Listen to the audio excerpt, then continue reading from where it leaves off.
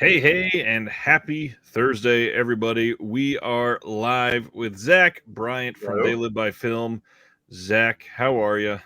I'm doing well. How are you? I am amazing. And since a lot of people that are in the chat already are from the Discord, I had somebody ask because they had no idea. And I just, since I can put a face to the name, for everybody that doesn't know, this is Houston Solution from the Discord. So you can put that beautiful twang of a voice to the reviews that you read. I'm so glad you're here. So glad for the support. Everybody that has not done it, please go and subscribe to They Live by Film podcast and YouTube channel. They're incredible. Enough kissing up to you. What have you been up to? I know you were just on last month, but we haven't done this for like 3 months now. Yeah, it's been a bit.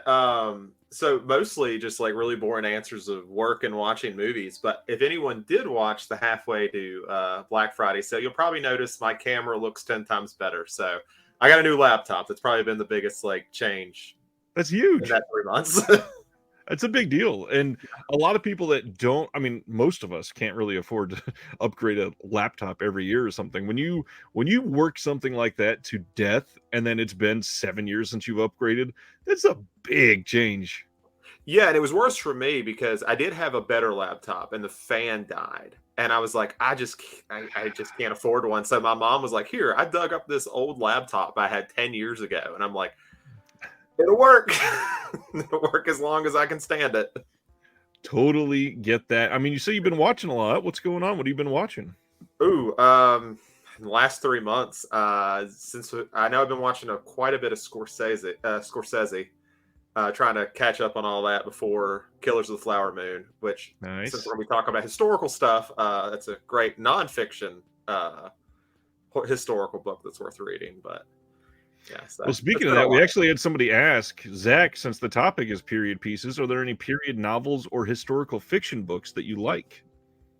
I'd probably be better here, actually. I guess historical nonfiction. I guess I should bring up the reason this kind of came about is me and you talked about potentially doing something non-horror just because I come on and do that a lot. And I was like, well, Right. I like period pieces and stuff, but I'm going to seem a lot more ignorant on it because I don't watch them nearly as much. I mean, when 80% of my stuff's horror, and I'm like, we'll see how it goes. But as far as books go, I like S. Greg Zoller. I'm a fan of his movies. I like his two westerns, especially. I think they're both great.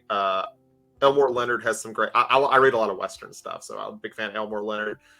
Cormac McCarthy, who just passed away, he had, of course, some fantastic books. So that's where a lot of mine end up at, is westerns. I get that. I ended up doing the same thing that you and I talked about, limited to myself to I think only one western. But we're going to talk about period pieces obviously tonight after the announcements, and we're going a little crazy. We decided to go with our 10 of our favorite period pieces. And when I think of period pieces, I go really broad with them. I know a lot of people on the internet are very specific, like Victorian and Western type of period pieces, but a period piece is technically anything that's not set today. So Right.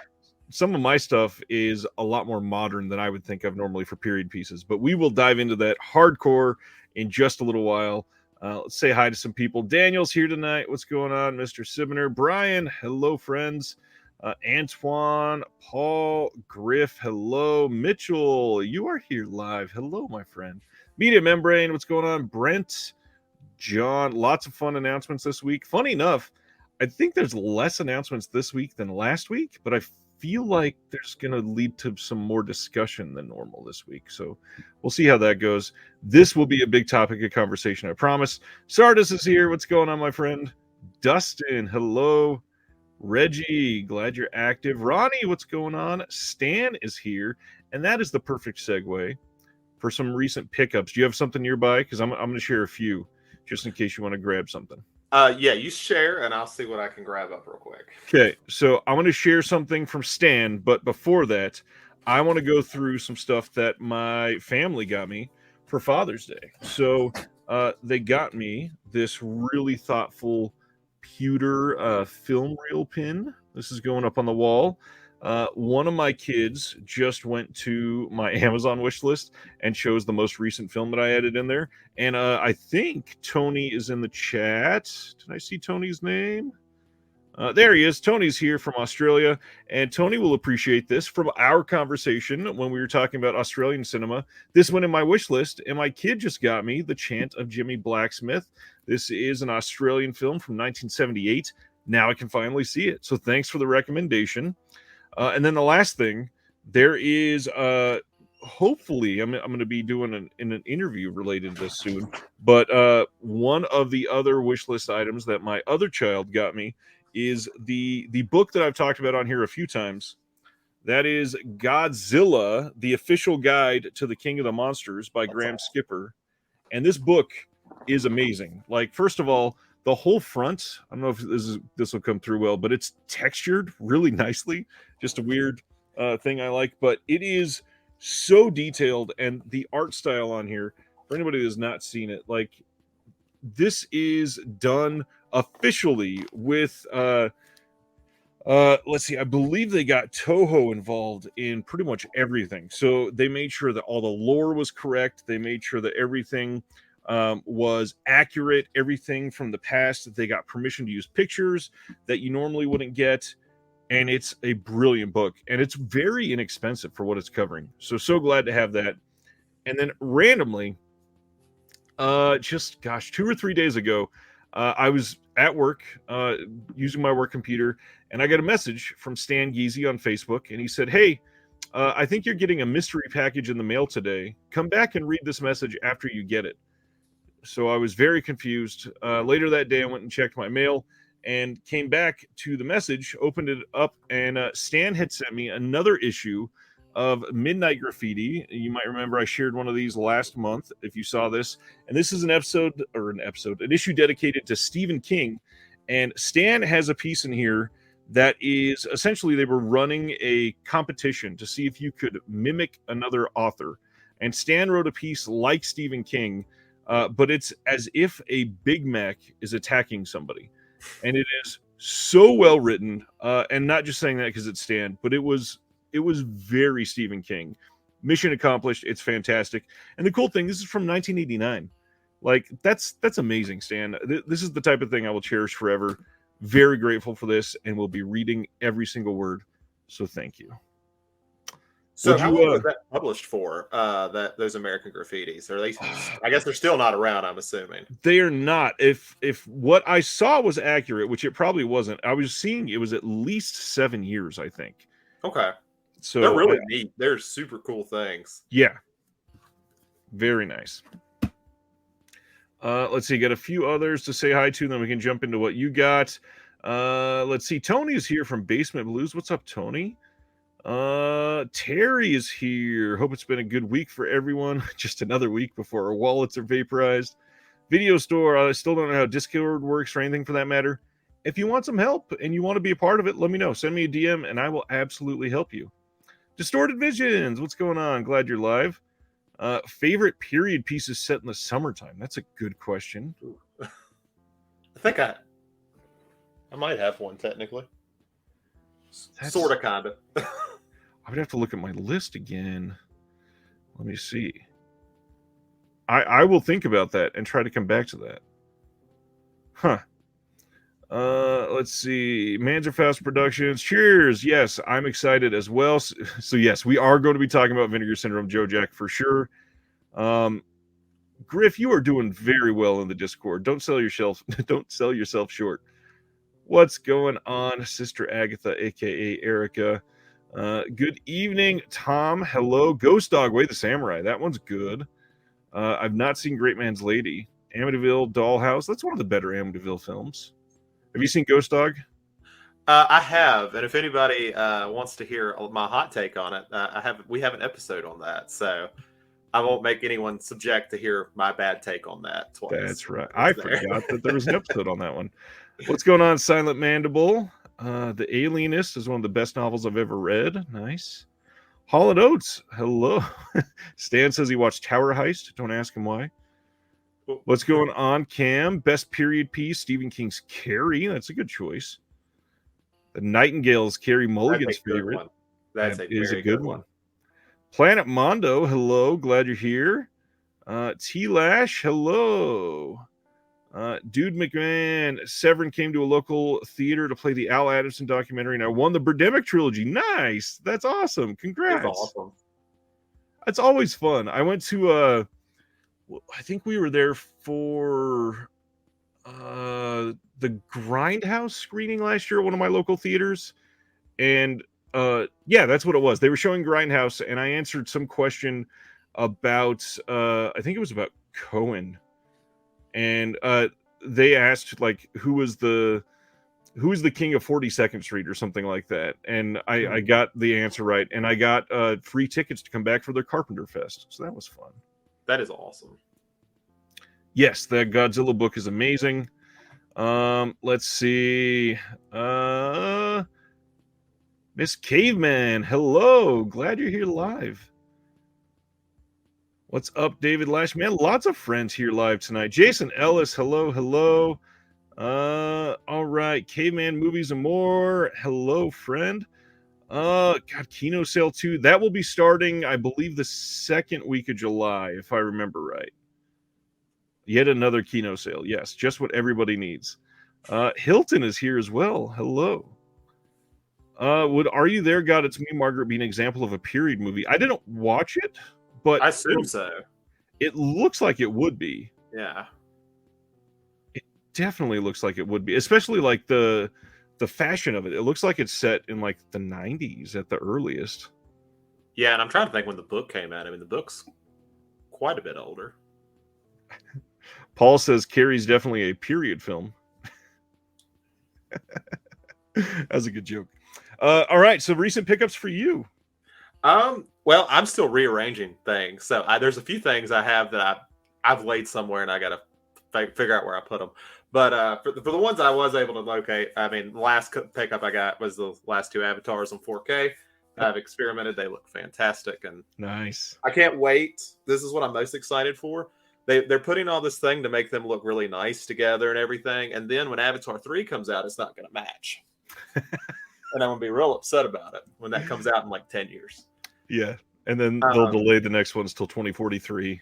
Yeah. I mean, there'll be AI, Cameron will put his mind into AI. That's what he's really hinting to. And then he'll just let them write them. Yeah. Since the last time we talked, I've actually had this for a bit, and I've really just started getting through to it. But Picnic at Hanging Rock. Nice. Interesting discussion I've had with Adam from our podcast. He did not pick it up because he said it was looks great. He said it's overpriced, and I've really come to realize with him, UK stuff, like their Region B stuff, is so much cheaper than it is here. It's ridiculous. Like he's like, I would not pay like $40 for that. I'm like, really? And their Eureka stuff is just so much cheaper and everything. I was like, that must be nice because like $40 is kind of standard of what you're going to pay for something like that. Yeah, for something decent. Yeah, and then that was, what were they, like 63 on Diabolic at some point, somewhere around that. I feel like this one was at least 60. Yeah, and I mean, because I think the example he was using, and it's an interesting discussion because it is different. Like, and I think it's because I can't ever decide if I think Region B is better, like as far as a boutique. Because I'm like, there's some things I like and some things I don't. But I mean, you get like a novel, you get some essays. You get the movies, and he's like, well, that's what Walkabout had, and it was like $30. Well, yes, but it was also a Blu-ray, and Yeah. It was very early in Second Sight's sort of career. But good news is he's selling me that. Thank you, Criterion, for putting out the 4K. He's going to sell me that one, so I'll have that eventually. But beyond that, most of what I've been getting is, for anyone who listens to our podcast, we're going to be doing probably like a month from now, we'll be doing the films of William Peter Blatty. So I picked up The Ninth Configuration and Exorcist 3 because that's going to be our discussion. Those are the only two films he did. And I was lucky enough to get the Ninth Configuration from Scream Factory that still says Ninth Coin Figuration. Nice. Yeah, so I was like, that's okay. I'm never going to care enough to track down one that's got the correct one. But you got the limited edition. Yeah, the real limited one before the correction. It was brand new. I was like, man, this thing came out like, I don't know, like 8 years ago. And somebody's just, I'm bad about it. Like, as soon as I get something, the wrapper comes off. Like, I am never one who keeps anything like wrapped on my shelf. Right. Unfortunately, I am guilty of that. And I mean, guilty. it's probably much smarter because when if you decide like, yeah, I don't really want to keep this, and then it's like, oh well, it's brand new and it's a limited edition, so now I'm gonna like make my money back from it. It's probably a lot smarter than what I do, and it's like It's rips it not off. though. It's not because there are certain things like, especially in the last couple of years, there's been more errors on discs or cases arriving for people that they just simply don't have a disc. There was, I think it was a Severance sale in like 2018 or 2019 that there was a run of their Video Nasties collections. They put out 2 on DVD, and for some reason, like half of a full run was shipped with the same discs in both collections. So if you didn't open them for years, you open them up years later, and how do you, hey, Severin, I just opened this. I bought this in 2018. I need a replacement. It's funny. It's because I mean they're obviously not expected to, but I could imagine there being like, I don't know. I feel like Synapse would do that weirdly because they just keep stuff forever. It's like, sure, I got one in the back somewhere. I'll send it to you. Yeah, and Scream Factory's been kind of decent at that. It's funny. I guess it's not really funny, but they've had so many replacement programs over the years that if you would contact them now for the original Army of Darkness replacement disc, I believe they'll still give it to you, which is great. Well, and because I buy a lot secondhand because we have like for anyone who's not from this area, we have a thing called McKay's where you sell in and you get like stuff super cheap. I got Drag Me to Hell, and it's the one I have the copy with the PG-13 on the unrated, and I'm like, great, but I'm not going to replace it because I got it for $6. Just like not going to do it. Hard to argue with that. Yeah. But I mean, that's been a lot. I've been catching up on like the Child's Play. Weirdly enough, as fun as it is to complain about Shout Factory, they've been making me order a bunch of stuff. So I've been getting a lot of that. It's odd. They put out so many like staple titles. I understand wanting to get a lot from them, but gosh, it's hard. And we're going to talk about some aspects of why it's difficult tonight. We got 2 more of those site exclusives to discuss. And I guess it's probably just perfect time to dive into announcements then. Yeah, let's do it. So the first thing, we talked about this a little bit last week. Oh, wow, look at that. Video Store says, I'm British and could be totally wrong, but Zach sounds like he has the same accent as Clarice Starling. West Virginia, thereabouts? Pretty close. I'm Appalachian. I am from the non-Western, Eastern Virginia. East Virginia, I guess we could go with. East Virginia. We will be using that now. So the first thing, and we did mention this last week, but Massacre Video put up their Men Behind the Sun trilogy for sale over this last weekend. It is not up anymore. It was a limited like flash pre-order thing.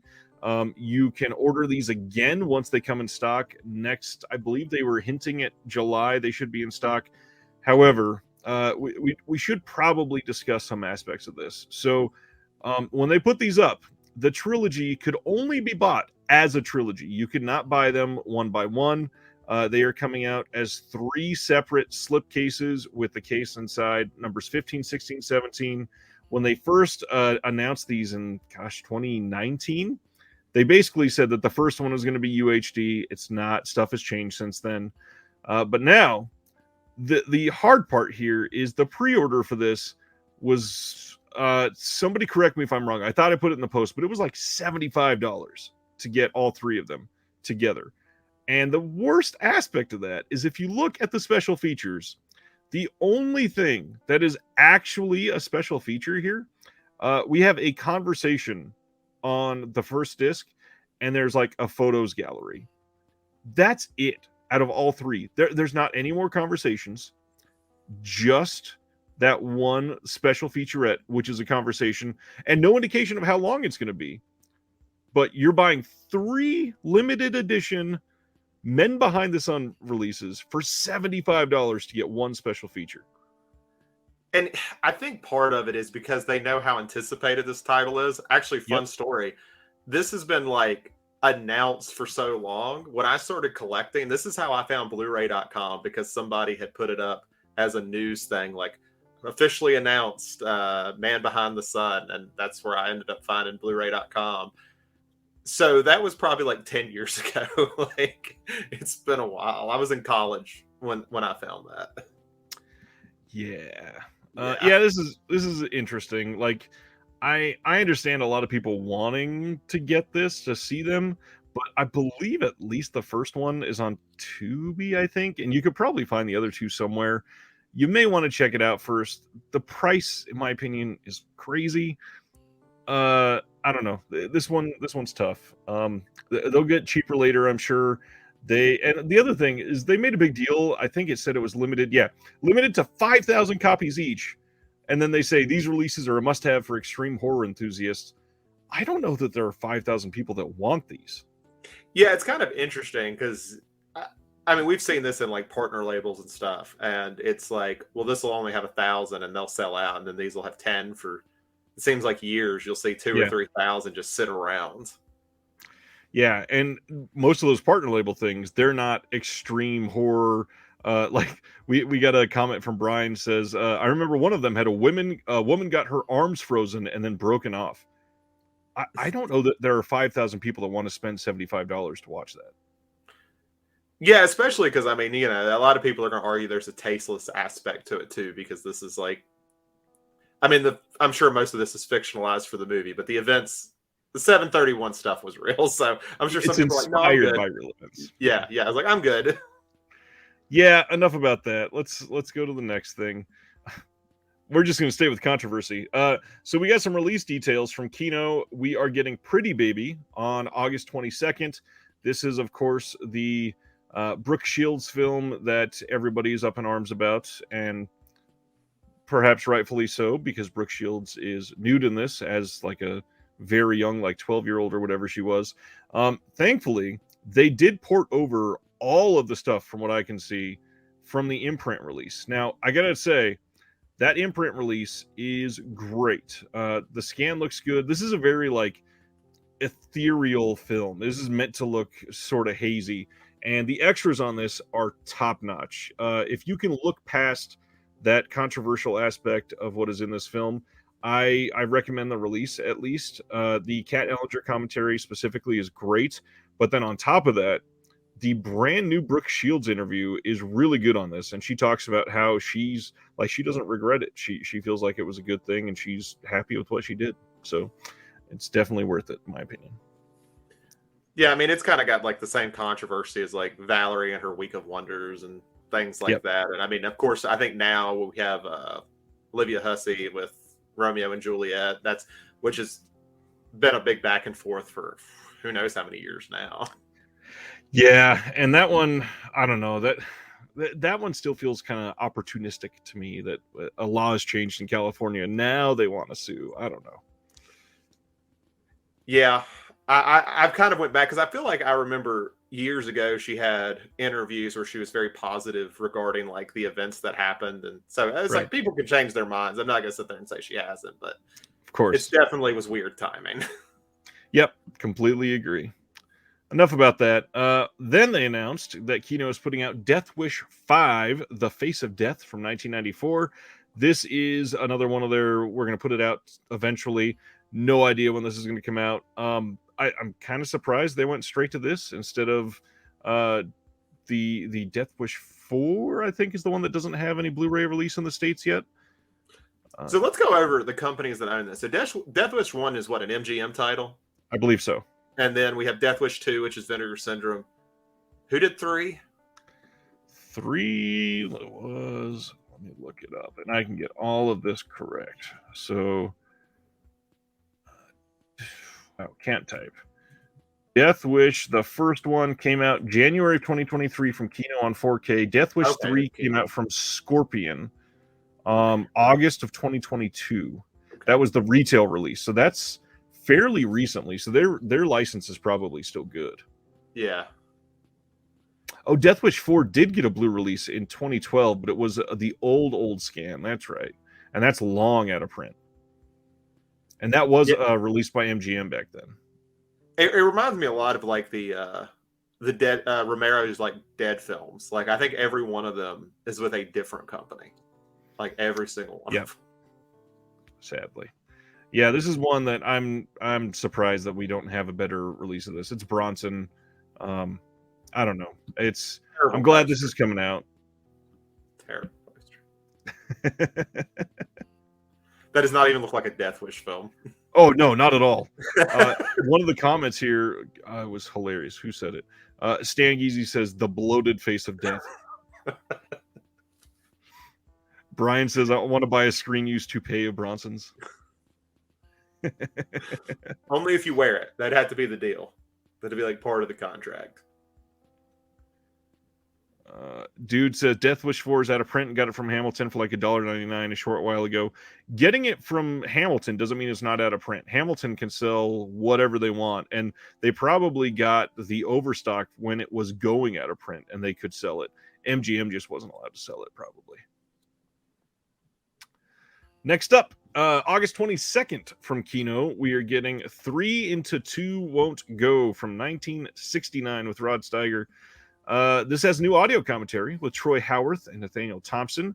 They are also giving the television cut on this. It'll only be an SD, but the actual Blu-ray release of this will have the 2K scan, brand new HD master of this film. And yeah, everything I've read on this says this is supposed to be pretty decent. You know, I always appreciate a good television cut. Like, I never watch them, but I'm always happy to see them in the extras for some reason. I'm like, that's cool. I also really appreciated Cauldron when they put out City of the Living Dead. They put out the VHS master, still in SD, of course, on just as a bonus feature. Okay, here's the big one from this week. Kino announced that they are putting out Lost in Translation on 4K. No release date for this one, but what do you think? Have you seen Lost in Translation? I have, and it's been a long time, so my memory probably isn't the best.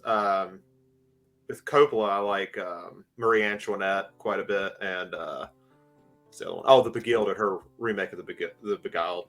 Yeah, Beguiled? Yeah, sure.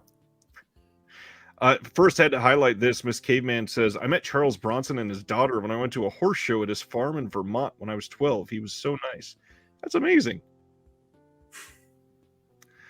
Lost in Translation. So, obviously, this is like a modern classic. A lot of people love this.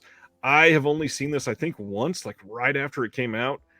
Just like Zach, hardly remember this. I'm due for a rewatch. I don't remember loving it as much as everyone else did, but I've also, I don't know about you, I've never had the giant affinity for Bill Murray that society has.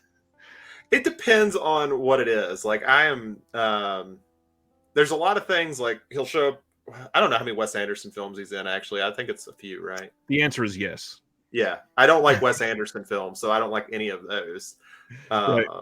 And then, yeah, like I like Ghostbusters. Well, yeah, the whole thing is great. Yeah, like I like his classics. Yeah, me too. And then things like his cameo in Zombieland was fun, but he's not like full. He's not full ham Bill Murray there. I think it's like they're trying to make him like the meme to Nick Cage, and you just can't do that. Like, I'm going to be much more excited about Nick Cage in the movie. For sure. This one, a lot of people were surprised Criterion didn't get this, and honestly, I'm kind of surprised too, especially because they just put out that 4K of the Virgin Suicides. This is also Sofia Coppola. Either way, Sofia Coppola's good at what she does, and I am, I'm stoked to see this. Sardis says, can you lower the pic so we can see the entire release? I don't know what we're talking about. We don't have the details. Maybe that's what you're saying. There's nothing to scroll. That is all we have for this, unfortunately. Maybe it's just where all that negative space that like it's a lot of negative space. It does look like there's more, but yeah, there is not. Yeah. Man, a lot of love for Bill Murray when we said that. What about Bob? I do want to bring that up. I work in the town where part of that was filmed, because one of my kids bring it up every time I take them out for mentoring. Like, did you know What About Bob was filmed over here? It's the greatest thing that ever happened to that area. How old are these kids? They're like 14 and they know what About Bob is. I'm like, this movie's older than I am. You say kids, and I'm just imagining like an 8-year-old going, have you seen What About Bob? Yeah, they're like 12 or 13, and they're like, yeah, that's a great movie. I'm like, this is the oldest movie you guys have seen. Oh, man, that's great. Let's go to the next one. Put out a video this week with Caleb's Kung Fu Cinema. Check it out. It is all about Shapes Films, which I had no clue what it was. It's an interesting one. Out of nowhere, Synapse announced Wow. Crocodile from 1981. This is a Thai film. Diabolic today also announced that they had less than 200 of these left on hand. So if you are interested in this and you tend to go for Diabolic over Synapse, you may want to get this sooner than later. I guess this is selling very quickly for them. Which is the stuff that sells fast for them is the most random, like flip of a coin you could possibly imagine. I know there's stuff that's been on their site for 10 years. Right. and Synapse, again, they, just like Zach said a little while ago, they will hold on to things and they'll say, yeah, we've got stock on this on hand. And it's, you originally put this out in like 2007. How do you still have that? Didn't somebody mention that's like their Casanegro is like, you just got to like email them and be like, hey, can I have that? And they're like, Yep. sure. John Peters in the chat. When I interviewed Jerry earlier this year, I talked to him about it, and he was like, "Yeah, you can just you can send me a message and we'll get it out to you." That's awesome. Anthony says, "Is this release $50?" No, it's $30. It's not. That's a good price. Honestly, that's a really good price for like their stuff. Which Crocodile movie is better, this or the one Severin has? Well, and to be completely transparent, I've not seen this whole thing. I've looked up clips. This one looks a little more my taste than Killer Crocodile, but I mean they're both fun and they both have some good looking effects. You know, crocodile movies are hard to screw up for me. Just like give me a death roll and I'm pretty much set. Yeah, I would agree there. God, speaking of, we need to have, I think it was called Rogue. I think that one was on Blu-ray, but it was very limited. Yeah, that was Greg McLean film. Yeah, Yep. Yeah, I actually watched it pretty recently again for the first time. It's a good movie. Yeah, I like his Wolf Creek stuff better, but yeah, I like Rogue. Wolf Creek is fun. Yeah. So this is, like I said, this is a Thai film. Special features on this, we've got the original trailer, of course, audio commentary with Lee Gambin on a Synapse release, which is really cool. And I don't know, something must have happened with the transfer on this. Everybody that was posting about this release and hyping it up online that were involved in the release were saying that they did this like forever ago. So something must have happened where they did their work in literally probably a couple of years ago, and this is just now getting released. So I wonder if this maybe fell through the cracks when Don May Jr. went through his health scare this year. I would say it either had to be that or just like, I don't know. You've talked to enough of these people to know when you start getting into like some Asian rights, it gets complicated, and it could, you never know. Yeah. It could be something like that. Just somebody says they have the rights that don't. This is true. We've heard that from Severin multiple times over the last couple of years. We have a video interview with the original Crocodile Fangs director, Wansi Lee. We have deleted and alternate scenes. And yeah, this one is all region, and you can get it from the Synapse site or Diabolic. Neither one are super overly priced. They're about $30 each. I think Synapse was 5 cents cheaper. Something Save like that nickel. This one's pretty cool. August 8th, Arbelos or Arbelos, however you want to say it, they are putting out Chameleon Street from 1989. When I posted this, we only had like the standard retail release cover of this, but now you can go to the website from Arbelos and buy their limited release, which has their like satin slip or whatever they call it, and you can get that now. I would highly recommend people check out some of their stuff. They don't get nearly enough attention. They also don't put out as much as they were a couple years ago when the guys that are now at Deaf Crocodile or they were they the ones that were associated with them? Do you remember? I think they were, right? Yeah, it seems like they were. I'm trying to think back to when Chris talked to them. And now I think it's the guys at Canadian International. It is the ones working there. That part I do remember. Yes. So yeah, basically it's people that we love and respect that are putting in the work for these, giving them killer restorations, and definitely need our time and attention to keep them going. This one, like I said, from 1989, and it says, winner of the Grand Jury Prize at the 1990 Sundance Film Festival, yet criminally underseen for over 3 decades, Chameleon Street recounts the improbable but true story of Michigan conman Douglas Street, the titular chameleon who successfully impersonated his way up the socioeconomic ladder by posing as a magazine reporter, an Ivy League student, a respected surgeon, and a corporate lawyer. Elevated by a dexterous performance and daring direction from multi-hyphenate actor, writer, director Wendell B. Harris Jr., the film pins a lens on race, class, and performance in American identity, which has lost none of its relevance. At once piercingly funny and aesthetically mischievous, Chameleon Street is a lost masterpiece of Black American cinema, long overdue to take its rightful place in the independent film canon. This will have a new 4K restoration from the OCN, new audio commentary with Wendell B. Harris Jr. and Ashley Clark.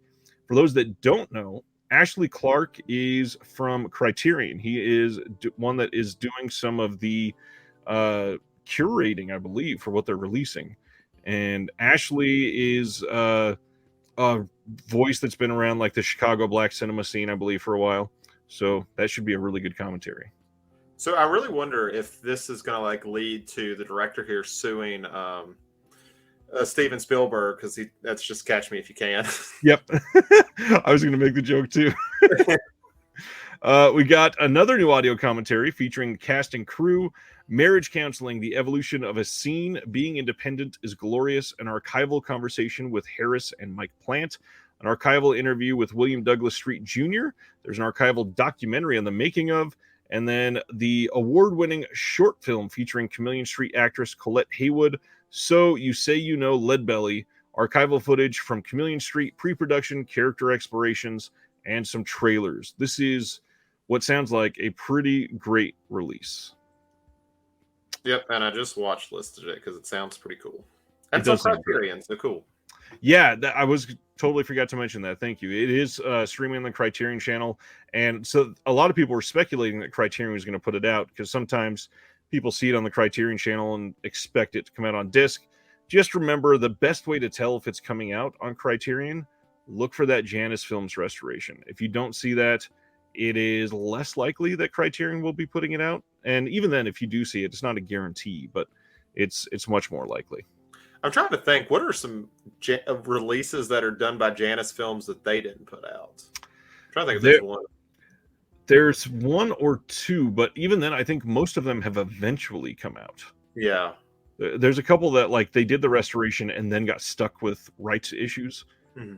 And then like 5 years later, they finally were able to release it. Like I think Lost Highway did that. They because of the Kino release, they had done the restoration and got stuck with it for a while. And that's right. And then Lynch basically said, I won't do anything for Kino's release. Yep. And then everybody started selling theirs for like $6. Yeah. All righty. Next one. Kino, we had announced this earlier, but we finally got some details. They're putting out a 4K UHD release of 3 Days of the Condor from 1975. This is coming on August 29th. We got a new commentary by Steve Mitchell and Nathaniel Thompson on the 4K disc. There's another commentary on that disc by the director, Sidney Pollack. And the Blu-ray disc that comes with this also has the new restoration, also has both commentaries, but it also has an hour-long documentary from 2004 about Sidney Pollack. There is a 2003 featurette called More About the Condor, which is 25 minutes long. I mean, this is a pretty solid release from Kino, and to get a new commentary on top of that, that's pretty great. I have not seen. Have you seen this one? I believe I saw this one growing up, but I don't literally remember anything about it. I know that when I was younger, I didn't really respect anybody that's in this film. But now looking at it, and it's Robert Redford and Faye Dunaway and really Max von Sydow, like those are giant names. And obviously Cliff Robertson's a big name too. But I was like, man, that poor dude, he's just surrounded. Yeah, this is one that I'm very eager to see as an adult. Dude McMahon says, so excited about 3 Days, spectacular 70s paranoia, one of my favorite subgenres. That's a great one. Man, 70s paranoia would be a fun discussion topic after Reconnected one of these weeks. It's a very specific topic. I love it. Yeah, I was sitting here like, what 10 could I put up there? I mean, Invasion of the Body Snatchers has to be number one. All right. For a lot of people, the announcements of the week. Let's talk about these two. Second Sight is putting out a pair of limited edition releases on August 28th, both in 4K. The first one It Follows from 2014, and hopefully by now most people in the chat have probably seen this. This is quite literally a modern day classic. Like I would almost call this a perfect film. I need to watch it again. It's been a couple years, but this movie really holds up in my opinion. On this release, oh my gosh, it first off looks amazing. Love the artwork on this, the color scheme, perfect. We've got a dual format release of this with a 4K and Blu-ray disc, of course. It looks like both of the discs have the main feature and bonus features on the discs. The 4K master was produced in conjunction with the original post-production facility, which I think is really cool, especially considering it's a very modern film. It was approved by the director, David Robert Mitchell. You've got Dolby Vision on this disc. You've got a brand new Dolby Atmos track that Second Sight worked on themselves. New audio commentary by Joshua Grimm. An archival audio commentary by Danny Lee and Mark Jankovic. You got Chasing Ghost, a new interview with actor Keir Gilchrist. There is a new interview with Olivia Lucardi. There is an interview with the producer, David Kaplan. Interview with the composer, Rich Vreeland. And then an interview with the production designer, Michael Perry.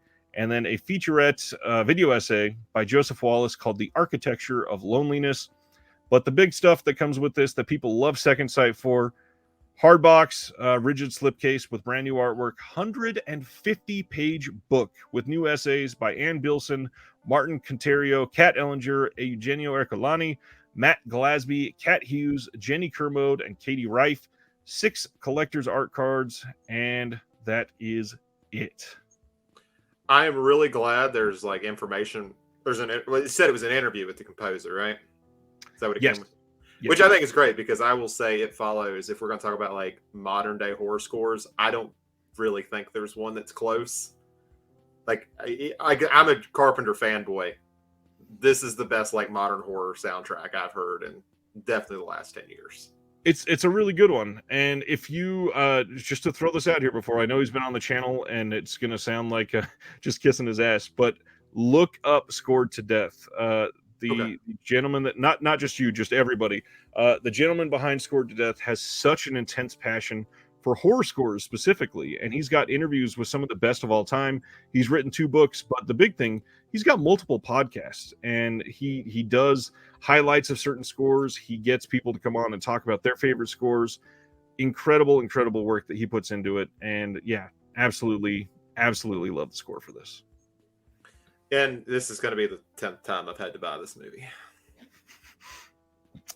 What other great releases have there been? There's been a pretty nice steelbook of this in the U.S. There was, I think it was Nova Media did a Nova Media. I have 2. I have 2 of theirs somewhere. And then where's that? Oh, it's on that end. I'm not going to grab it. It's all the way over there. I had the DVD. I had the standard Blu-ray. I've had quite a bit from this. By Fur, the Hobbit is here. What's going on? The video essay was made by none other than me. My second for Second Sight. Wow. That's awesome. Congratulations. I had no idea, Video Store. That's amazing. That's incredible. Yeah, we got to get you on the channel sometime, Video Store. Let's see. There was one more comment I wanted to highlight, and that was Sibner saying, can they please do the same thing with Under the Silver Lake?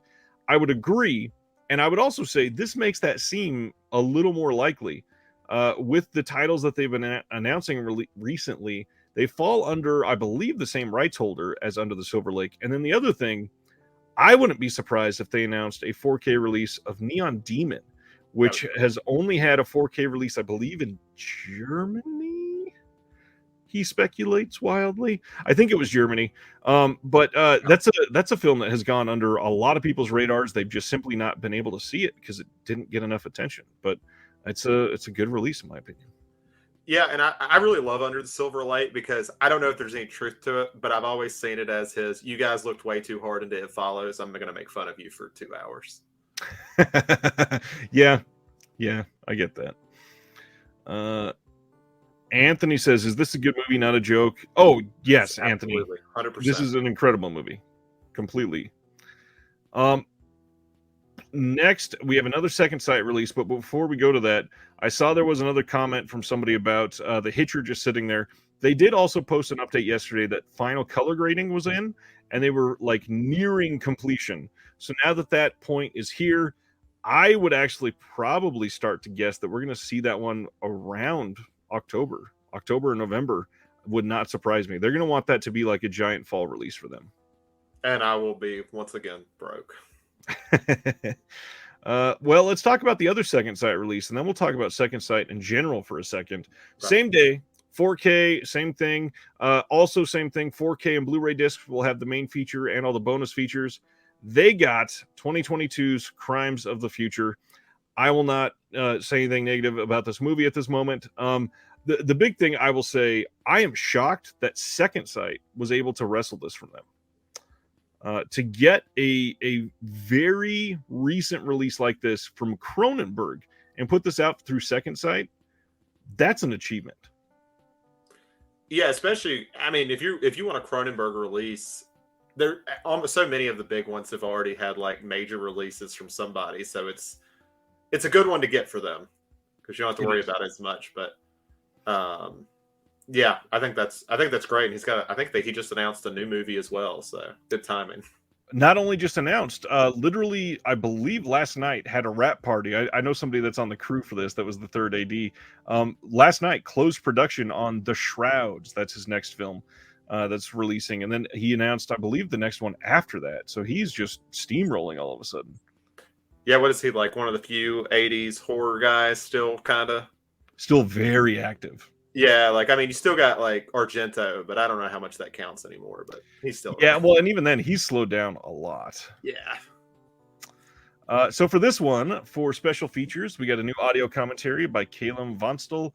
Undeniably a love story, an interview with the director. There is Things Change, an interview with Viggo Mortensen, interview with Leia Seydoux. I'm probably saying that very wrong. Interview with Kristen Stewart, a brand new interview with Don McKellar, new interview with the producer, Robert Lantos, new interview with the cinematographer, Douglas Cook, the Code of David interview with editor Christopher Donaldson. There is a video essay by Lee Singer on this called New Flesh, Future Crimes, The Body and David Cronenberg. There's a making of, production design materials, and a short film, The Death of David Cronenberg. And then, as usual, like we just said with the last one, the real meat and potatoes, a 120-page book. New essays by Reina Cervantes, Tim Coleman, Joel Harley, Rich Johnson, Mikhail J. Coven, Phil Nobile Jr., Ian Schultz, and Hannah Strong, plus those 6 art cards. I'll probably get it. I don't think you will, Ryan. I'll probably end up with it. I don't know. I've seen this. I saw 2/3 of it in the theater, and then I saw it again at home. And even then, I feel like I wasn't necessarily in the right headspace for it. I think I just expected a more like fuller David Cronenberg experience. And all it was for me was just the David Cronenberg weirdness with the practical effects, which is great. I just wanted more plot. Yeah, I think it's a very cold film too. Like, as much as I like it, I think it's very sterile in like everything. Yeah, and I feel like it's a really great setup for a movie, but it should not have been as long as it was, and we needed something to close it out.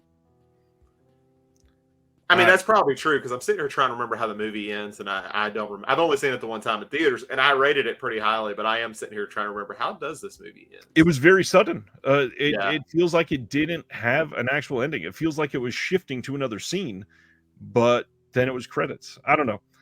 Maybe that's just me. Okay, so Second Sight. Let me pull this down for a second. First off, how many Second Sight releases do you have? I believe you have a few, right? Yeah, they're in the living room right now. So I have, I think, 7 or 8. How do you feel about Second Sight comparative to like the other major players in boutique stuff right now? I wish every one of them was like this. I mean, straight up, I do. Yeah. So that's basically where I was going to go with this. Is I think Second Sight for the second and going on like 2.5 years are consistently, I believe, my favorite boutique label. The only thing that would be holding me back from saying that is they don't quite put out the number of films that others do, but at the same time, I think that makes it better for me. I can afford more of their stuff because I'm not buying 6 giant releases every month. And yeah. And I mean, I've gotten to the point now where a lot of most of the stuff in their back catalog I've been able to get. So now it's like I'm not sitting here having to pay more than I will ever admit for that Drive release or anything like that. I mean, it's after I got that, now I got Dawn of the Dead when it came out, so I was like, cool. The expensive stuff's done. Now I just got to track down Revenge and Upgrade, and I'm good. Well, and with Scream Factory putting out a 4K of Upgrade, you never know. Second Sight might do a 4K of Upgrade. Yeah, that'd be my luck. Once I track them down, they'll be announced. So they have they've already upgraded the Changeling, so it wouldn't be the first time they've done that. Which I don't think I'm going to get that one. I just got Severance, and I'm like, I'm good. That's a great relief. The hard part is Second Sight's got rave reviews compared to Severance. Yeah, I mean, I know it's just like I like the movie. I'm very high on the movie, but I'm like, am I that high on the movie that I'm gonna go double dip this quickly? I'll probably regret it, but I don't think I'm going to. Well, and because it's an upgrade, and because Severin had to release theirs first, I kind of see their limited edition staying in print for a long time. Yeah, so it might have a better chance down the road. Exactly. John Peters says Martin 4K is an early Shelf Shock release of the year contender. Very interesting. Good. Big words. Big Disc Energy. What's going on? I didn't say hi to you earlier. Says out of Cronenberg, De Palma, and Carpenter, Cronenberg is still stepping up to the plate every time. Yeah, I mean, I would probably agree with that. But Cronenberg is my least favorite of those three. I would also agree with that. I think that if you look at their entire career, I mean, yeah, easily. Yeah, I mean, I guess De Palma still makes films, but I mean, I guess Carpenter's been retired for 13 years now, so. And now he's directing a remote documentary from his living room for some other. I don't remember all the details, but he did some TV show or something from his living room. And I'm honestly, this is gonna be off topic, so I won't keep it too long. I'm honestly kind of surprised with how much he's been hanging out with like Blumhouse and stuff. I figured if anyone was going to drag him back, it would be Jason Blum, because I was like, I could see him liking his model as a former producer and, having a little bit more freedom than he did with Universal and all the other companies. I'd be like, yeah, I could see him maybe dipping his toe back in if he was ever going to do it. Not to mention, I could see Jason Blum opening his wallet a lot more than other people for him. Yeah. I mean, it's like, hey, I'm the one who convinced Carpenter at retirement, so here you go. That'd be a big deal. Let's see. Video Store says still think Texas Chainsaw Massacre 4K is the release of the year. I mean, it's hard to argue with any of those. See, I feel so wasteful. I haven't watched their release of that yet because I'm waiting a little bit. I like to watch it during the summer, so I guess I need to find a time to do it. But I hear it looks great. I can't remember what year it was. It might have been, I don't think it was pandemic, so it was probably 2019. On the 4th of July, I try to watch Jaws on the 4th of July pretty much every year, but I said, you know what? It is really humid today. I followed it up with the Texas Chainsaw Massacre, and it was a beautiful double feature. I really loved both of those. My last year, and it's probably going to be this year too, my 4th of July has been RRR, so it's probably going to be that this year too. Nice. So. That's a good one.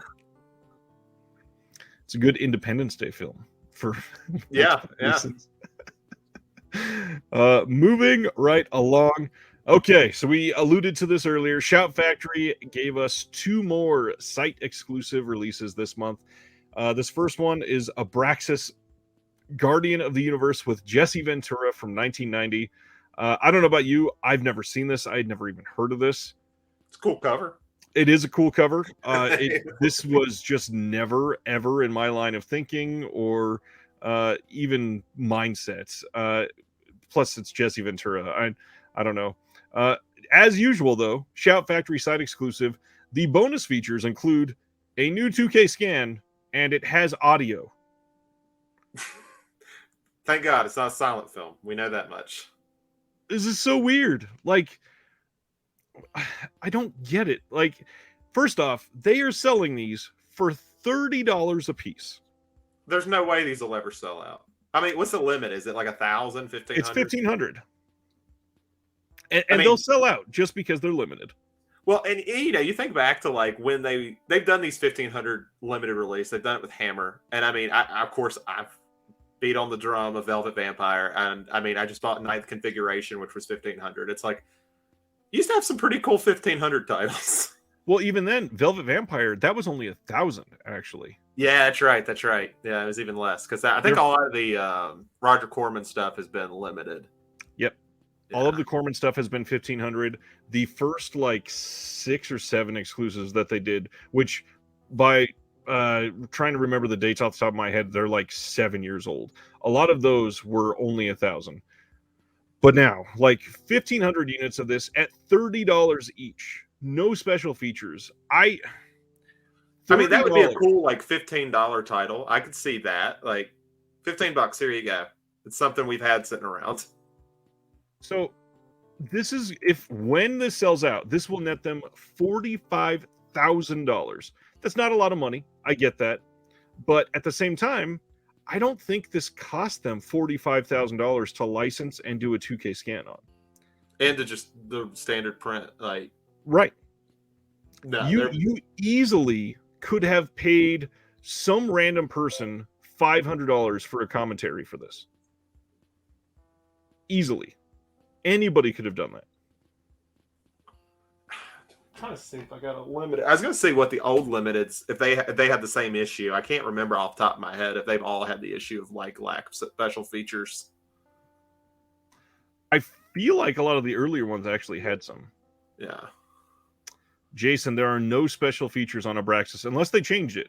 I can go back to the website right now. Here, I will highlight this and see if they added it after I posted it, because I posted this literally the moment they announced it. So I will check again.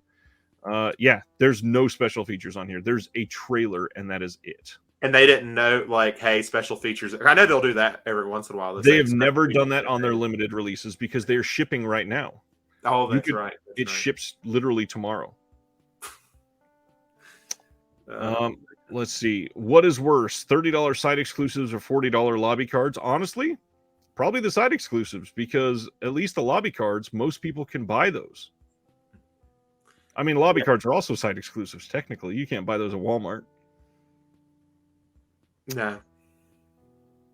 Let's see. Their last big seller was Doctor Strange. Well, Sorority That took House a while, though, didn't it? No, it took like less than 3 days, if I remember. Okay, I'm thinking of something else then. I thought that was one they had to bring back or something. No, Doctor Strange went very quick, but okay. Sorority House Massacre sold very quickly too. It wasn't quite as fast as Doctor Strange, but it was on fire for sure. Oh wow, John Peters says Justin DeClue, who does Golden Ninja Video, he said he was mad because he did a screening on this with the director and he could have helped with extras, but Shout Factory just doesn't seem interested. Erica says Abraxas is fun. I would buy this if Shout didn't drop the ball again. The director is alive and they didn't even bother getting a commentary. Then there's the whole side exclusive BS. Exactly. I don't get it. And I mean, I actually like side exclusives. To me, it can be like slip covers. Like I bought Child's Play from them because I like the 2 slip covers on 2 and 3. Like that's cool. And if you want to encourage people to buy from your site, that's cool. Like I'm into that. Like if you want the nicer editions of something, but to make a whole movie site exclusive that's going to sell out and then go for $65 on eBay, it kind of sucks. Yep. And speaking of that, the other film that's a site exclusive is probably the more egregious example of that. They're also releasing Revenge of the Cheerleaders. This had been released before, if I remember right, I think it was by Code Red. This one's from 1976. Same thing, 1,500 releases, 1,500 units of this, side exclusive. The bonus features on this, which they have, thankfully, is an audio commentary. And it's an archival one, and it's got a trailer and a radio spot. The commentary was on the previous release. Honestly, it's probably the exact same disc, just with the Shout Factory branding. And I mean, that's if they even bother to like change the disc. I mean, you've gotten the Friday the 13th and stuff. It's like, I had this disc 10 years ago. Yeah, that one, I think the studio required that. Sadly. Yeah, I mean, I'm not blaming them, but it's just like, oh, okay. Yeah. Cool. Caveman says, if anyone cares, you can watch Abraxas here for free. Oh, you're probably trying to post a link. The YouTube doesn't let you post a link in the live chats for some reason. You can email that to me and I can post it. But yeah, I don't know why YouTube does that. Probably for spam or whatever. I'll see if it shows up on ZPAM, what's going on? Hello. Communion had a ton of extras. Yeah, like once or twice a year, they do great. But when they're releasing 20 of these a year right now, that doesn't do a lot for us, sadly. And it is on Tubi, if anybody. It's on Tubi. There you go. Abraxas is on Tubi. Yeah, this is Revenge of the Cheerleaders is actually pretty fun. This one would have sold probably fairly well. You could have sold this widely. You could have put a $20 MSRP on this. Amazon would have sold it for $15-16. Everybody would have been happy. You would have sold probably 3 times as many copies of this. But instead, $30 on your site, and that's it. Well, just watch it on Tubi. Another one that's on Tubi, by the way. I just checked. Perfect. Everything is on Tubi. Oh, and it's on YouTube, says Caveman. Okay, cool. Yeah. The one highlight to shout reissuing all their stuff in 4K. Everyone is selling the regular Blu-rays for cheap. That is true. And yeah, Tony and Daniel brought up the Doctor Strange. They did bring them back because it sold out so fast. That's put what out, I was thinking of. Thank you. They put out like another 500 of them. That's right. I was like, maybe I'm going insane, but I was like, there was something about Doctor Strange, and I couldn't remember it. Yep. Just a few more left. Severin's summer sale is going to include Private Crimes from 1993. This is a Sergio Martino and Edwidge Fenech joint. This is an Italian miniseries that Erica, Sister Agatha in the chat, says is pretty good. She had a bootleg of it that she shared a picture of in the Discord. And yeah, I'm kind of very eager to see this one. I don't know that I will get it as part of the sale necessarily because it'll be brand new. We got some stuff on here that is brand new, though. On the first disc, we had an audio commentary for part 1 with Kat Ellinger. We've got an interview with Edwidge Fenech, which is the first time that she's done anything for a disc in like 20 years. Interview with the director, Sergio Martino. And yeah, this looks like a pretty great release considering that the 2 main people are on the disc. I'm stoked that Edwidge is a part of it. Yeah, and I mean, I love Martina. I've never heard of this, but I'll get this eventually. I'm like you, I won't get it during the sale, but I think it's cool to check out. Yeah, and they've been doing more of these series type things for Severin. My big question is, what is this going to cost? Because it's got these 2 names associated with it, I could see them trying to get away with like a $40-ish price tag, but I really hope that they stick to 30 or 35. Better have a good slip for that $40. It's not going to have any slip from what it looks like. How can I come from? I need a slip if I'm going to pay $40. If this ends up being like less than $30, I will be much happier with it. However, there is almost 6 hours worth of runtime on this miniseries, so that's kind of a lot. That's like 2.5 movies, 3 movies. Yeah. So, yeah. So I can see them making a part of that. Not to mention Edwidge Fenech and Sergio; they're both on it. And you can guarantee with Severin, the license is not going to expire for this by next mid-year sale. They're probably going to have this for the next 4 years at least. And I'm so bad with TV shows; it'll take me after I buy it like 2 years to watch it. Exactly. Cauldron. So this is a very timely update because this is happening tomorrow. Cauldron is going to be opening their website at 3 p.m. Eastern, 2 p.m. Central, noon Pacific. They're going to have the remaining copies of the Texas Frightmare exclusive covers of City of the Living Dead, which is a Gates of Hell slipcase. And I got to admit, it looks really nice. That will be for a 4K release of that, same as if you were getting the City of the Living Dead one. They also have an extremely limited quantity of the entire bundle that they had for City of the Living Dead previously, with the other slipcase, the CD soundtrack, the sticker sheet, poster, all that fun stuff. Also, they started working with Lunch Meat, and they're putting out an American Rickshaw VHS that is orange, and it's going to be limited to 50 copies. They've got all sizes of their Cauldron t-shirt that are going to be restocked in black and turquoise. And they're also going to be doing a small little weekend flash sale, and that will be tomorrow. They also wanted to update about their next wave of pre-orders. they said that the current ones that are out there, Off Balance Top Line and the last match, are selling well, and they've extended the discounted bundle until the end of July. Only 1,500 copies of those each, so get them in if you want them. I believe they've hinted at the next pre-orders coming fairly quickly after that. I feel like last time I was on here may have been when you convinced me to buy City of the Living Dead. Did you get it, and did you watch it? I did get it. Now I'm like, man, I could have got the Frightmare one now. Yeah, the slipcase for that one looks great. I love the alt titling on that, and it would have been nice to have the alt title with the inner artwork that matches this old slipcase. You get all the different art options. Yeah, but I haven't even watched the movie, so if I buy it twice, I'm just gonna hate myself. The movie's amazing. It's one of my favorite Fulcis for sure. Next one. Okay. This is where it's going to get real feisty in here for a lot of people. Oh, wow. Mitchell says, City of the Living Dead, his 4K had a circle scratch on it. Interesting. It skipped, and I contacted Diabolic, and they were awesome at instantly sending me a replacement when I took a picture for them. Imagine that. A company doing the right thing. Gotta love that. Jesse's always amazing. All right. So Vinegar Syndrome. Zach was on the channel just last month, and we were all praising Vinegar Syndrome, and it was a solid sale for them. A lot of people happy. But now, something like the mood has shifted just in the last 30 days, and I feel like a lot of people in the hobby are turning on Vinegar Syndrome. Are you feeling that lately? You know, it's always tough because if I pay attention to the Facebook page, I mean, Vinegar Syndrome's been, the worst company on the planet for about 10 years. But yeah, I agree with you. Yeah, it's definitely felt different. So let's go through some of these details that they put up in their frequently asked questions section for their summer subscriber week. And I'm just going to throw out there some of the complaints I've heard, some of the things I've heard other people speculate.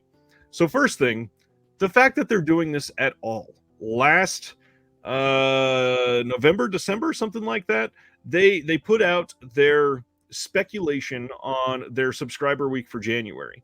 And what they were saying basically is this is your chance to be a subscriber. They didn't say this is your chance to be a subscriber for the whole year. They basically said we may not do it at the halfway point. So if you want it, you need to get it now. Except they didn't use the word may. They basically just said, this is your only chance to be a subscriber. And so the fact that they're doing this, a lot of people are saying, if I would have known I could have waited and only gotten a half year, I might have been able to save my money and done that then. Some people, upset because blah, blah, blah, the timing of everything and spending money at the first of the year, all of that other stuff on top of it. But then we got some other stuff. So they said the festivities for their subscriber week will kick off at 12:01 p.m., so that's noon Eastern, on Saturday, July 1st, and will continue through Friday, July 7th at 11:59 p.m. Eastern. We will also have a special section featuring discounted products refreshed on a daily basis at noon Eastern. This will include all types of releases. So basically, this sounds like January's subscriber week, where every single day at noon they had rotating things for $10. Mm-hmm. The difference is they're not saying it's going to be $10 now, because they said earlier this year this is the only time we will ever have a $10 sale. I joked earlier this year, maybe that means they're going to do it again and it will be $11. Here's our $9 special. That stuff we've had for 5 years, it can go for $9. Exactly. Yes, Sibner is right, and I do have the updated version of this. I was just waiting to come over and post the link on this page to cover this up, but I guess I can do that now because it's better details anyway. So let's just do that. So the part that I was just on is, oh wow, did they delete a bunch of stuff? Oh, no, this is the partners only FAQ. Come on. There it is. So we have no pricing on the subscription yet. The subscriber related discounts, if you are going to be buying other items and you are going to be getting the half-year subscription, you want to get that first. But here is where it starts to get a little crazy. So July 1st at noon, they are releasing 4 Vinegar Syndrome titles, a VSA, and 17 partner label titles. 22 different releases at noon on July 1st. How do you feel about 22 titles getting announced at once? I mean, it's a lot. I mean, I'm trying to think when we on a normal month, if we count the partner labels, what do we usually get, about a dozen there? And then 4. Lately, so like even then, lately they've been stepping it up. They've gone somewhere between 11 to 15. Yeah, so yeah, it's kind of like so we're probably getting a handful extra. It's a lot. So, and this is saying, just so I'm clear, it is 4 new Vinegar Syndrome and 1 new VSA. Correct. Okay. If they're good titles, I mean, I'm for it. It's a lot. The big thing here is they also have this word compounding discounts. So they say a sentence here that I don't love. They say, the more you buy, the more you save, which is a really manipulative way to get people to spend money. Yeah, and I mean, it's a lie I've told myself for years. Each day, they're going to go through this rotating selection. So July 2nd, a discounted selection of box sets and hard cases will be added. So titles that they've released that come in a box set or a hard case, those will be discounted. And the more of those you buy, the more you save. July 3rd, it'll be standard Blu-rays. July 4th, it will be Blu-rays with slipcovers. July 5th, it will be bundled products. July 6th, it will be Blu-rays with slipcovers. And then July 7th, a discounted selection of 4K UHD releases, limited editions, and standard editions. It's a lot. It is a lot to see. It's a lot to try to not get manipulated by. And I mean, I would say, like, I've never done the subscription, so please correct me if I'm wrong. So, like, there's 22 titles. If you get the halfway bundle with this, will you get those 22 titles? You get 4 out of those 22 in that set. Okay, because that's right. You get discounts on partner releases, right? So, okay. Yep. I was like, if you put a bunch out at the first day, I mean, I could see somebody being like, yep, it's worth it, like, immediately. Especially if they're depending on what their price is. Right. And the thing I've always said, if you love most of what Vinegar Syndrome puts out, or even 65% or more of what they put out, the subscription is probably worth it for you, because the other ones that you don't love, you can get rid of. Yeah. And you get them all at a discount. So it's a win-win. That being said, it's starting to feel like it's a little over the top here. And I mean, we're at they're supposed to do their big, like, 10-year thing this year, right? Like, that's supposed to be, yeah. So I was assuming that would kind of start hitting around now. Seems like a good time to discuss whatever that's going to be. I assume that's what we paid for on that $10 thing that they did this year on the April 1st. Yeah, well, it'll probably be a slipcover or a box or something like that. So a lot of people will look at this and say, what's the issue? They're putting out 22 releases, no big deal. The only thing that I really see as an issue, a couple things, is the Shout Factory version of making these super limited. If you put out 22 titles and 7 of those partner labels are limited to 1,000 and they go to sell out within the first 16 hours, that's messed up. Something in the dirt situation. Where that's not great. The other aspect is I don't love, and this might be me speaking on behalf of partner labels, and maybe they don't agree, but I've heard multiple partner labels say this. It is very difficult to put out a release and have it stand out from the crowd when there's 10 partner labels and that's all that's getting released. But there are 22 titles coming out.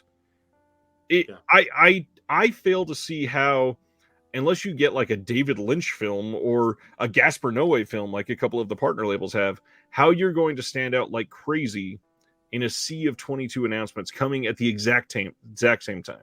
Yeah, and I mean, from there, and I mean, I can speak from this from experience. I mean, you're really relying on your people who are married to your label. Like, you know, I'm pretty much stuck with Deaf Crocodile, which I'm glad to be stuck with a good one. But like, I've Yep. bought every one of their releases. It doesn't even matter what it is at this point. But that's not how you sustain a business either.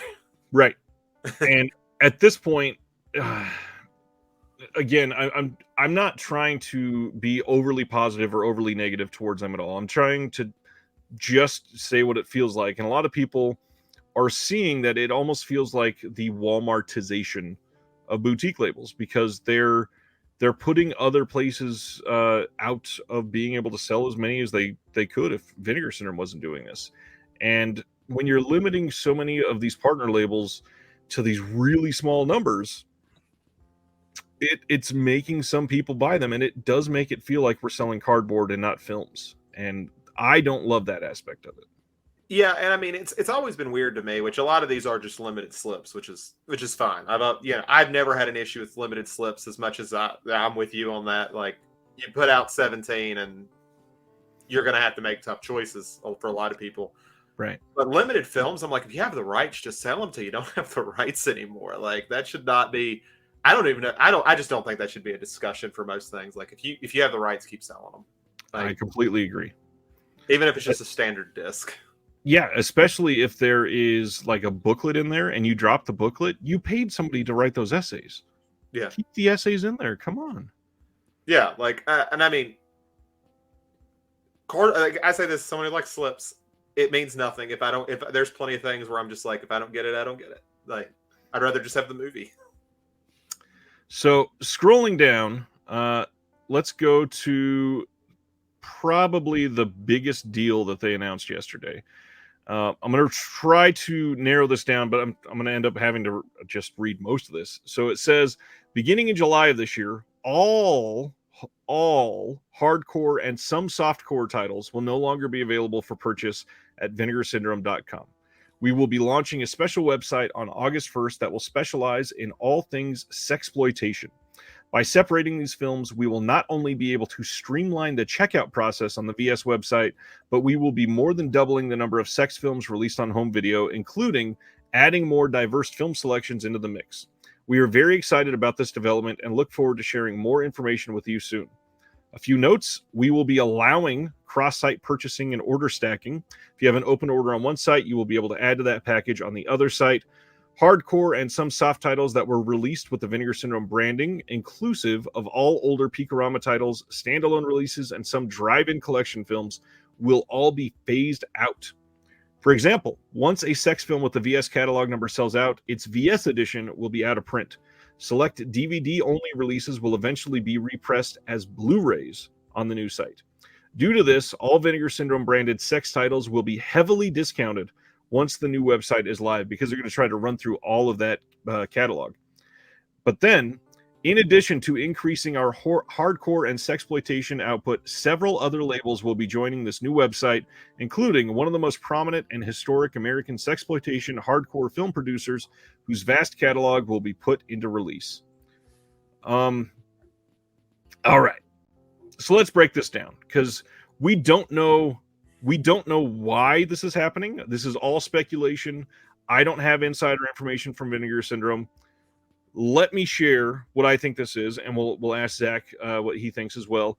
There are a few things that this could be. One, payment processing, I know, is a problem. They do say that it'll streamline the checkout process on Vinegar Syndrome. They're like, PayPal has stopped doing business altogether with some of these websites because they sell adult titles. That's why eBay supposedly stopped being able to list some of these adult titles, because the payment processors didn't want to run payments for those titles.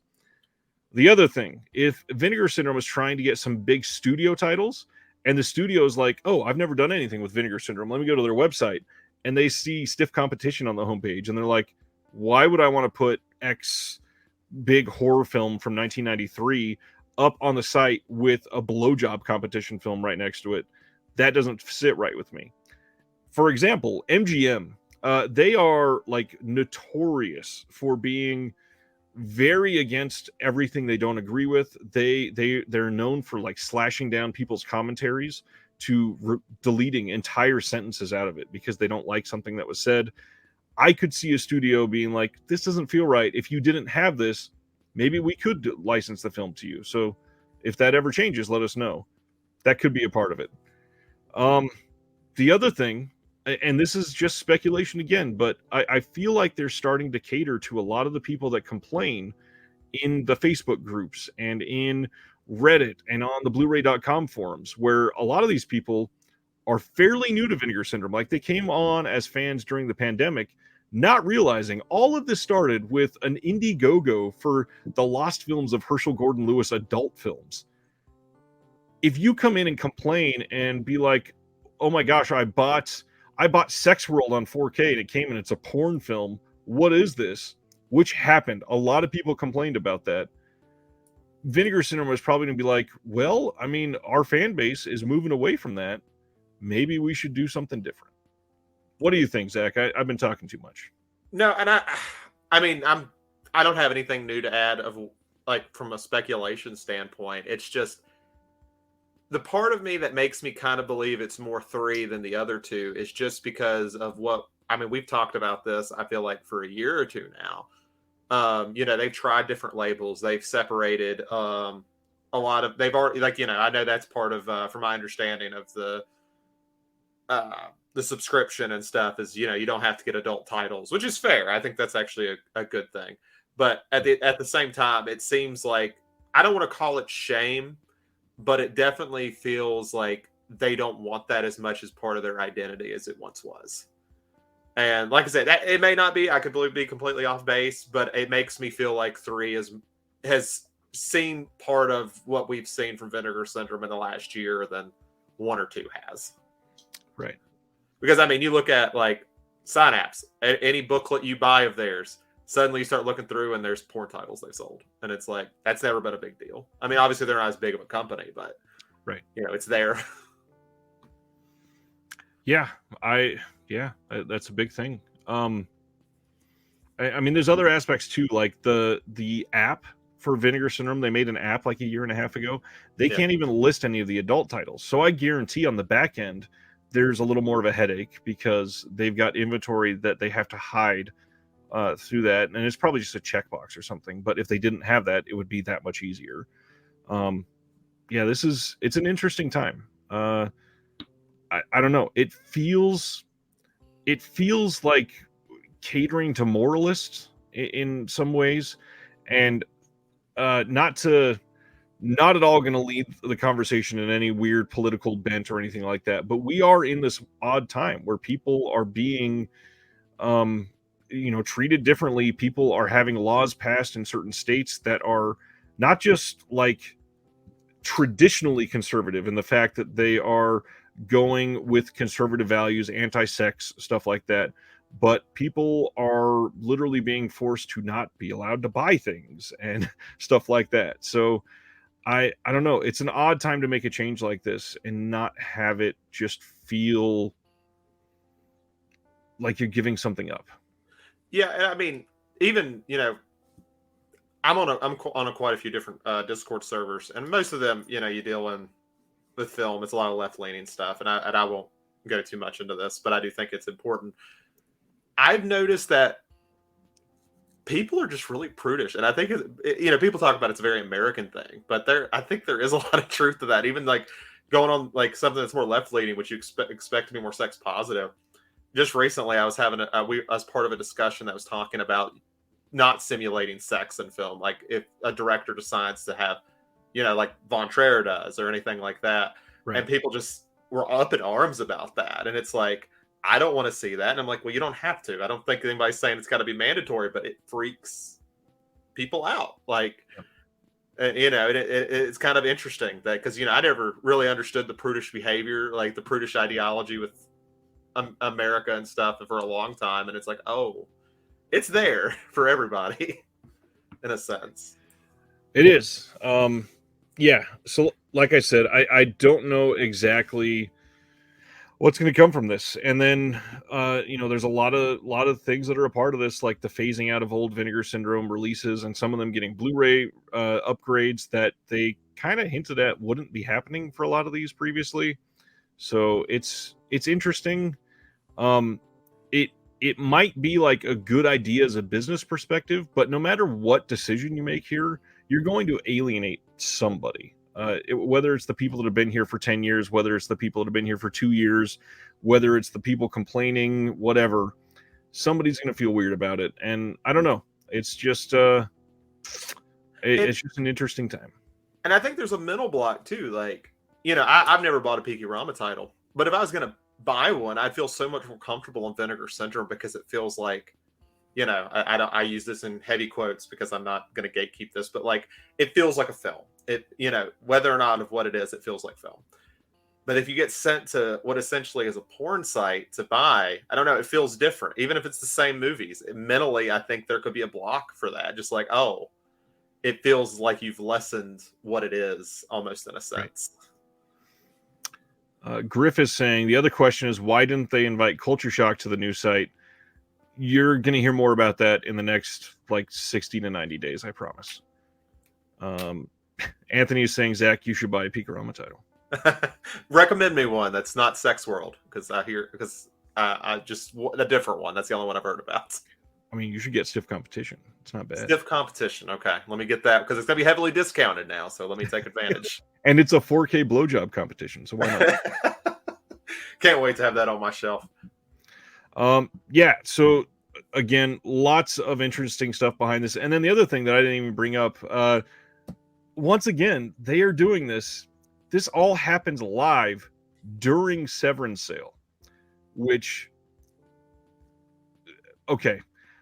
Obviously, there's going to be competition between these labels, and Severin probably had their sale planned for a long time. However, Vinegar Syndrome announced this was happening on the first before Severin.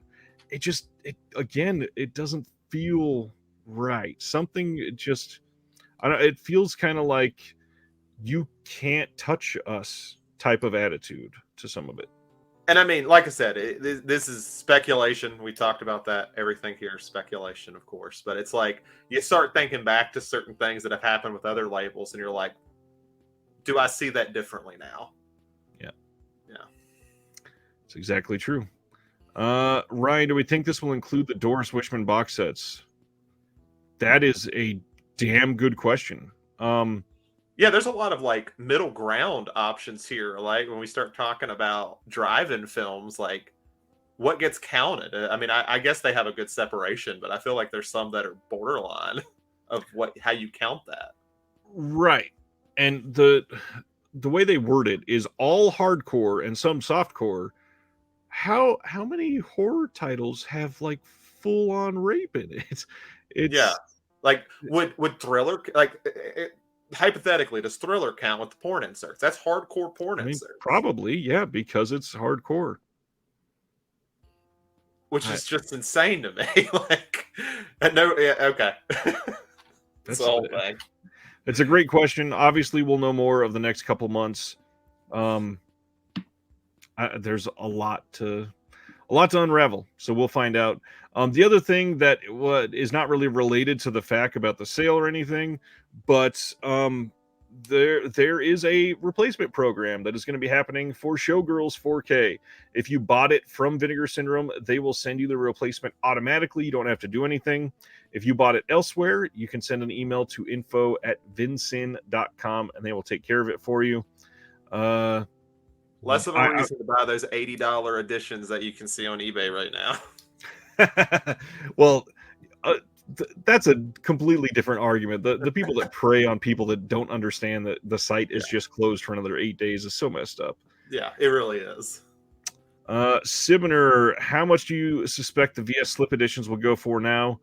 I mean, I could see them if it's an in-print Pikirama title that's only on Blu-ray. I could see them doing it for $12 to $15, even though right now, not on sale, it'd be $22.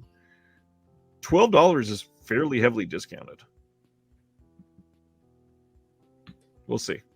By the way, we had this comment at the bottom of one of the most prominent and historic American sexploitation hardcore film producers whose vast catalog will be put into release. It's kind of like an open secret that this is Distribpix and Cecil Howard that's going to be coming over. I I'm glad they're doing this. Cecil Howard stuff should be out there more. He has done a lot of great work over the years, and Distrib Picks has just kind of been doing nothing for multiple years.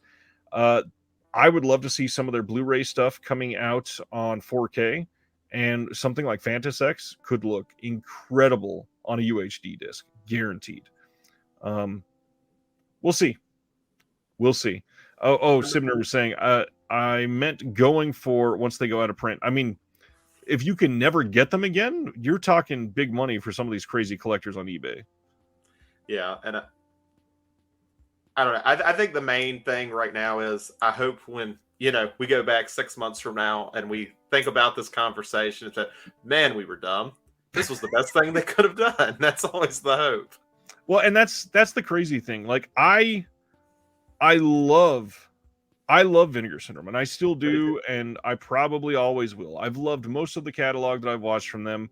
I've appreciated more than anything their attention to archiving film and restoring film, and I hope for them to succeed. And the hard part is when you start to be this successful, it's bound to, like, certain things are going to start to fail. Just historically, I mean, that's where you get the whole flying too close to the sun metaphor, is basically to go through all of these types of situations. Vinegar Syndrome is just crushing it. They are number one in marketing easily. They make probably more money than any other boutique that is not Criterion. And I guarantee you that most of their decisions, if not all of their decisions, are done, one, by committee, but two, by looking at every single facet of how that is going to impact people. So they're not making decisions in a stupid way. No, and I mean, and it's kind of like what we were talking about Second Sight. It's almost a good thing they don't have a lot of titles, and they feel so small, even though they do so much great stuff. When you get to this point, I mean, they're, like you mentioned, Criterion, they're the closest to it. And I mean, I have my criticisms for Criterion. I've had them for years, but they've gotten to that point and they've earned that point. So it's tough. All right. I think that's it for Vinegar Syndrome for tonight. If anybody has any more questions, I will try to get to them possibly, but I'm going to also try to steer away from this because this is a big topic and speculating is not great. A lot of time it just causes people to get riled up over nothing, but there's a lot to cover here. So I just want to make sure everybody saw what was going on. Next up, this morning, actually, Indicator announced Universal Noir #2. This is going to include Lady on a Train from 1945, Time Out of Mind from 47, Singapore from 47, A Woman's Vengeance from 48, An Act of Murder from 48, and The Lady Gambles from 49. It's a noir set from Indicator, who is easily the most consistent label out there. Literally every single thing they do is incredible and the same, and you can always count on it, and they do great work. How are you feeling about Indicator lately? Indicator's great. I just would just put out one for the people here who are noir fans. I apologize that all the stuff you get, you're very not wealthy anymore, because Radiant's just going to put out theirs too, right? So you get all these movies, but look at the cost. Yep. Lots of special features on this. We got commentary with Glenn Kenny and Farron Smith Name on Lady on a Train. We've got one with Adrian Martin on Time Out of Mind. We got a commentary with a screenwriter and author Kelly Goodner and filmmaker, film historian Jim Hemphill on Singapore. Pamela Hutchinson on The Lady Gambles. Jose Arroyo on Time Out of Mind. Neil Sinyard on A Woman's Vengeance. Christina Newland on Ava Gardner. That's a little featurette there. There is a WW2 propaganda film featuring Robert Preston from 1943. There's a dramatized short film about the training of cadet nurses during World War II from 1944. Documentary short from 1945. Another documentary short from 1945. Another documentary short from 1945. They got a lot of stuff in here. And just the overall amount that they're putting into this on top of a 120-page book, like, this is a solid release. They are always amazing. Yeah, I probably should have mentioned this because I don't think I had it last time I was on here. I have their Michael J. Murphy. That's his name, right? Yep. I got that box set. Great box set. It's got so much, so I can only imagine how these are. Yep, absolutely. Next one. God, this came out of nowhere. I don't know if you saw this. 101 Films announced this morning that on July 31st, as part of their Black Label series, they're putting out a Christopher Nolan title following from 1998. Like, this is a huge get for 101 Films. Criterion has this one as well, right? Like, Yeah. That's good for them. And I mean, it's good timing because if, Nolan finally wins that Oscar, they're going to look great for that investment. Yep. So this is coming out in the UK only. This is coming with some brand new extras. We got a commentary with actor Jeremy Tybald, film critic James Mottram. There is Christopher Nolan on following. This is a featurette, I guess, called Unfollow. There's a featurette called Dream Catching with producer Emma Thomas. Some other interviews with some actors and actresses, the editor, composer, Jonathan Nolan. You've got Following Their Footsteps actors Jeremy and then Lucy Russell revisit exterior locations from the filming, and then a limited edition booklet with some writing on it. And this looks great. It's also got some archival extras. I mean, 101 Films crushed it with this release. This is fantastic. They did, and it makes me glad I've never picked up that Criterion one because I might get this. I've been needing to get the rest of Nolan's stuff anyway. So I don't know if I have Following, but yeah, it's definitely like an hour long. It's not, the extras on this are going to be like 3 times longer than the movie right. is. And then some people didn't see this, but they also teased with a little film cutout that it looks like they're probably putting out Memento as well soon. Yeah, look how old this copy of Memento is. If 101 gets that as well, that is crazy. Wow, Video Store says Following is the best Nolan film. I need to watch it. I've been meaning to for a long time. It's the only one of his I haven't seen. I hear I know he's wanted to do. He talks about Oppenheimer being a horror film. Yeah, and I've heard this one sorta has that going for it, but I haven't seen it myself. I saw Following years ago. Like, it had to have been right around when Memento came out. Probably it's been a long time. I was writing this comment. I'll just say Sibner said the word Polaroid because I couldn't think of it. I've got films on the mind, and I couldn't get past the word film. I just wanted to say film cell. I'm like, no, that's not it. Shake it like a Polaroid. That's how yes, this does star his brother. Yeah. Memento is really good. It is. I need to. It's been a long time since I've seen it, but I remember it so vividly. I'm like, that's probably a good thing. I'm sure I'm still going to like it, but it's also been a long time. Yep. We got just a few left. That's what everyone was asking for. The second I Know What You Did Last Summer film on 4K. Funny enough, this got great engagement for me on Facebook today. A lot of people actually are dying to have this. Shocked me. It is terrible. September 26th, we are getting from Sony, I Still Know What You Did Last Summer. This franchise must be a huge seller for them. For Sony to be putting out the sequel to I Know What You Did Last Summer on 4K, that's a big deal. And it's like this big 25th anniversary release. And you know what? It's going to look great because Sony's doing it. So exactly, it's going to look awesome, and it's going to be. And then they'll do. What is it? What is the last one? I Always Know What You Did Last Summer. Know. Yeah, God, we get that on 4K. That one is truly awful. Yeah, and I don't think that one was shot on film. So if anybody does that on 4K, yeah, like this one is at least watchable bad. I mean.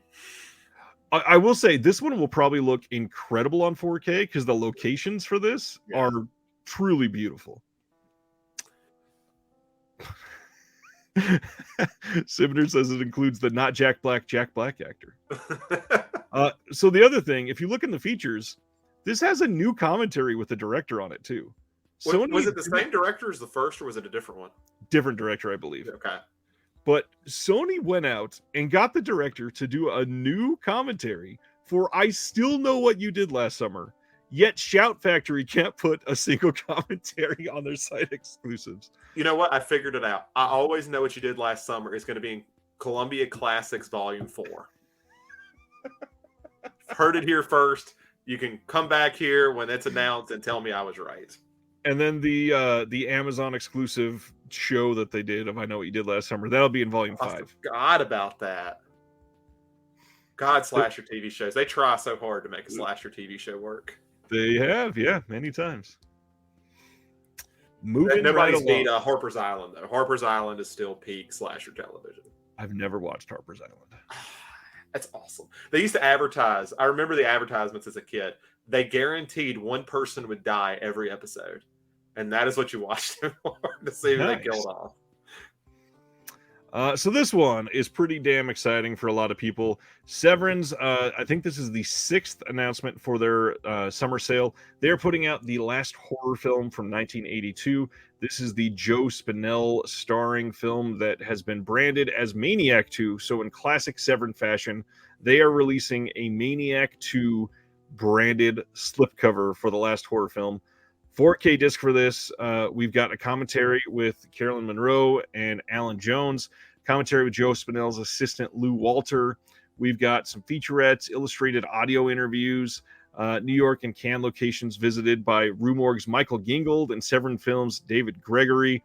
They're calling it a web store exclusive dubious European retitling slipcover. But the cool thing, this has a 100-page book with extended Starfix David Winters interview and a Judd Hamilton memoir. This, to me, is a pretty cool release. I don't know. I'm glad they're putting it out. Joe Spinell is great. A lot of people love Joe Spinell. He's that dude who ends up in the top of my like actors stats for like every year on the Letterboxd stats page. It's him and Udo Kier. It's like, oh, okay. I've seen a ton of them this year. And most of those are probably from Severin because they've loved both of those actors. Yeah, this looks great. Yeah, solid looking release. I'm glad they're doing it. The Maniac 2 slipcover. It's going to look great, especially next to their other rebranding slipcovers that they've done. Yeah. It's a good title. The sad thing, it'll probably be a $50 title, 50, 55, just like Four Flies. I want it. Yeah, I want that title, but well, that and it's got a 100-page booklet. At least they're making it worth it. We're trying to. I hope so. Yeah, at least trying to. Dude McMahon says I had to step away for a bit, came back to see Joe Spinell staring into my soul. This one, I had not even heard of this title, but RLJE and Shudder are putting out The Angry Black Girl and Her Monster. I mean, you watch a lot of these indies. Have you watched this on Shudder yet? I didn't even know. It doesn't even show up on my Shudder. Like, I'm going to have to probably search it up before it'll show up. I haven't seen that at all. Interesting. Has anybody seen The Angry Black Girl and Her Monster? It's got, like, some decent reviews from what I've looked up. I have no idea about this one. I'm looking now because I'm curious. No news on features or anything for this yet. Knowing RLJE, there will probably be like 1 or 2 smaller features. Okay, I don't think it's on Shudder yet. I'm guessing they're doing a dual release because it's not on there yet. Interesting. At least not according to my Letterboxd. It's not. Interesting. All right. Huh. Let's go to the next one then. We only got a couple left now. Army of the Doomstar from Metalocalypse. This is getting a release on August 22nd. This is going to have some features on it. Deathclock is putting out, I believe, 2 albums this year. This is a pretty big deal for Brendan Small fans everywhere. I know a lot of people love Deathclock, and they do great work. I mean, Brendan Small loves physical media. I'm glad this is coming out. Are you a Metalocalypse fan? No, I would not. Nothing. I guess I just don't know anything about them. Cartoon Network show, and it's all about a metal band being amazing. The film here is going to have a whole bunch of people in it. We've got Mark Hamill in this, King Diamond, Kirk Hammett from Metallica, John Hamm, Scott Ian from Anthrax, Amy Lee from Evanescence, Malcolm McDowell is in this.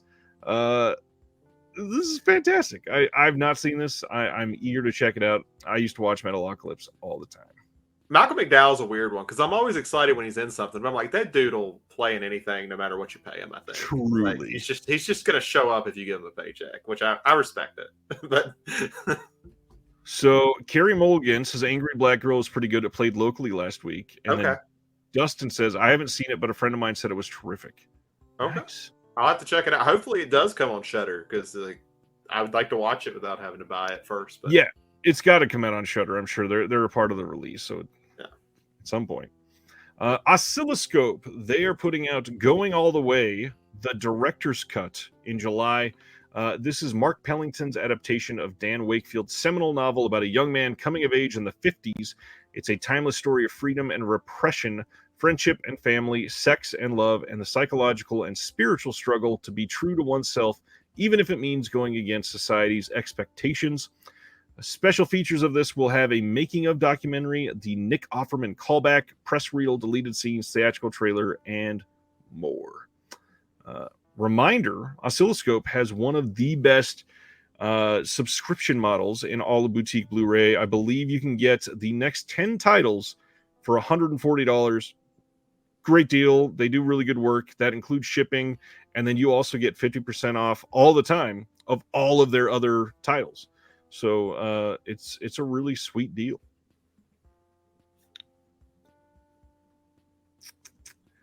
And finally, we got some release details for 1983's Staying Alive, coming out on 4K from Kino Lorber on August 29th.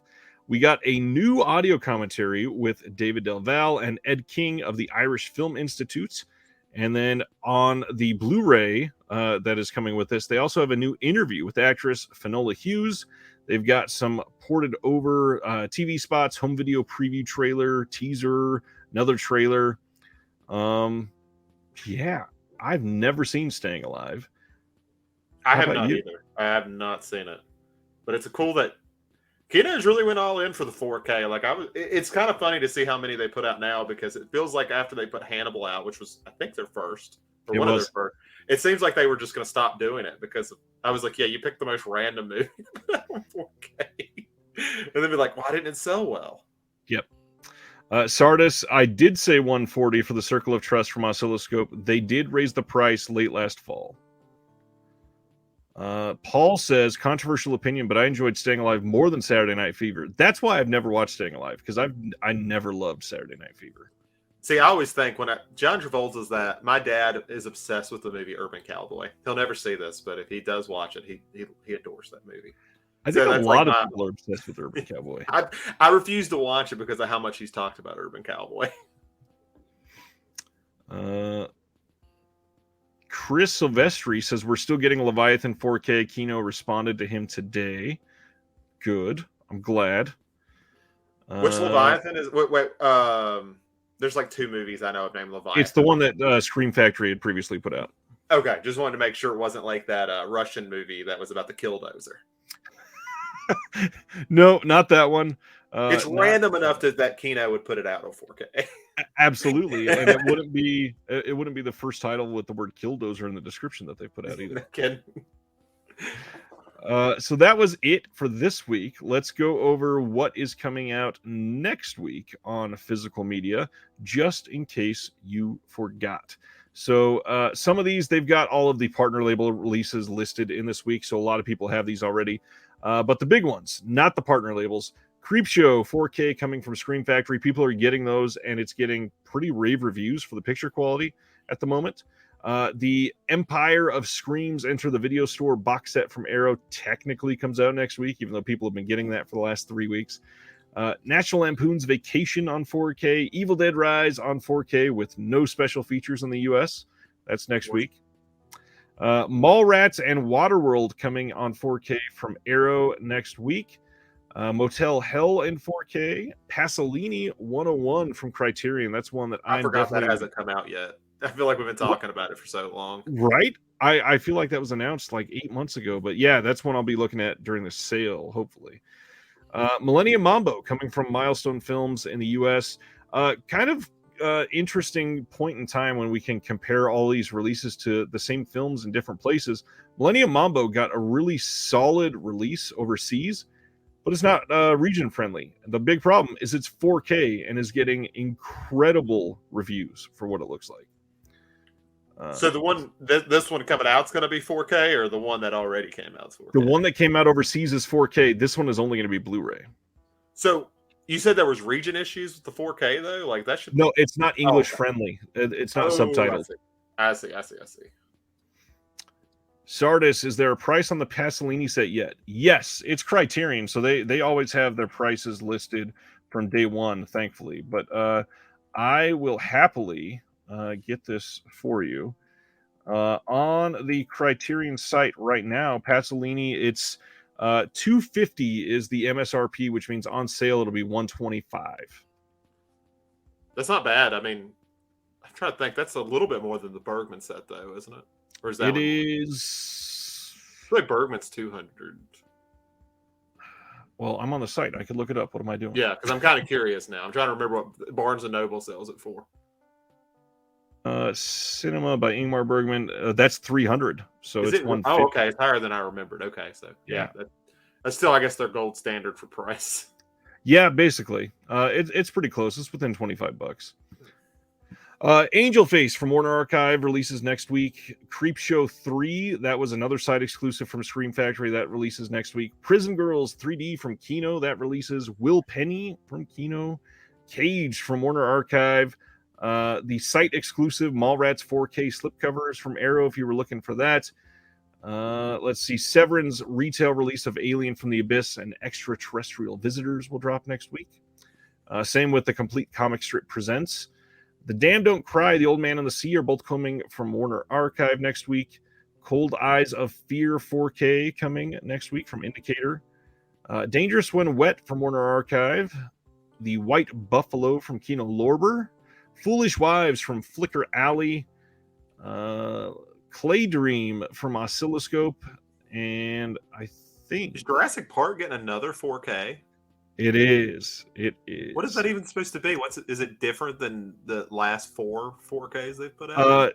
I don't think so. It's being rebranded with his Universal Essentials collection, and that's it. Something else for my girlfriend to add to her shrine. I'll let her know. Let's see. I think that was all the big ones. I know some people were excited about the Tank, but that's been getting some rough reviews.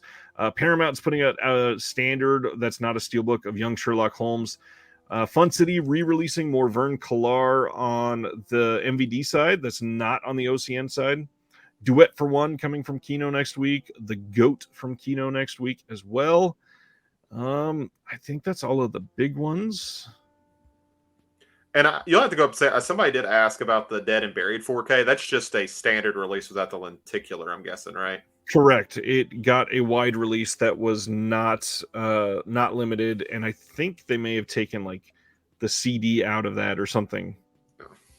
I think it was that, and I think there was another Blue Underground I saw somewhere down there. Yeah, they for some reason there it is, Daughters of Darkness. That's what it is. They had to release a new SKU of their retail releases for some reason, so it went out again. And that's it for next week. I did have one more thing I was going to share. Let me make sure that it's ready to share. Okay. Not to hype myself too much, which I try to do sometimes, but I'm pretty terrible at it.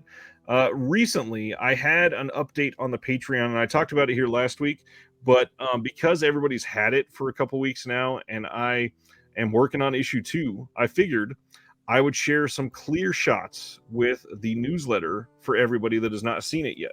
So if you were watching this live or on replay, you can see close up the work that goes into the Physical Media Advocate that I'm going to be putting out the middle of every single month.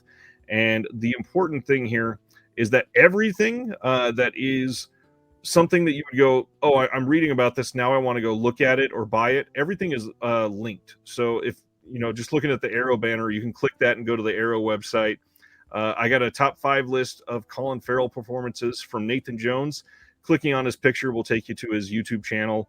I have already had multiple people that are going to be contributing in the second issue.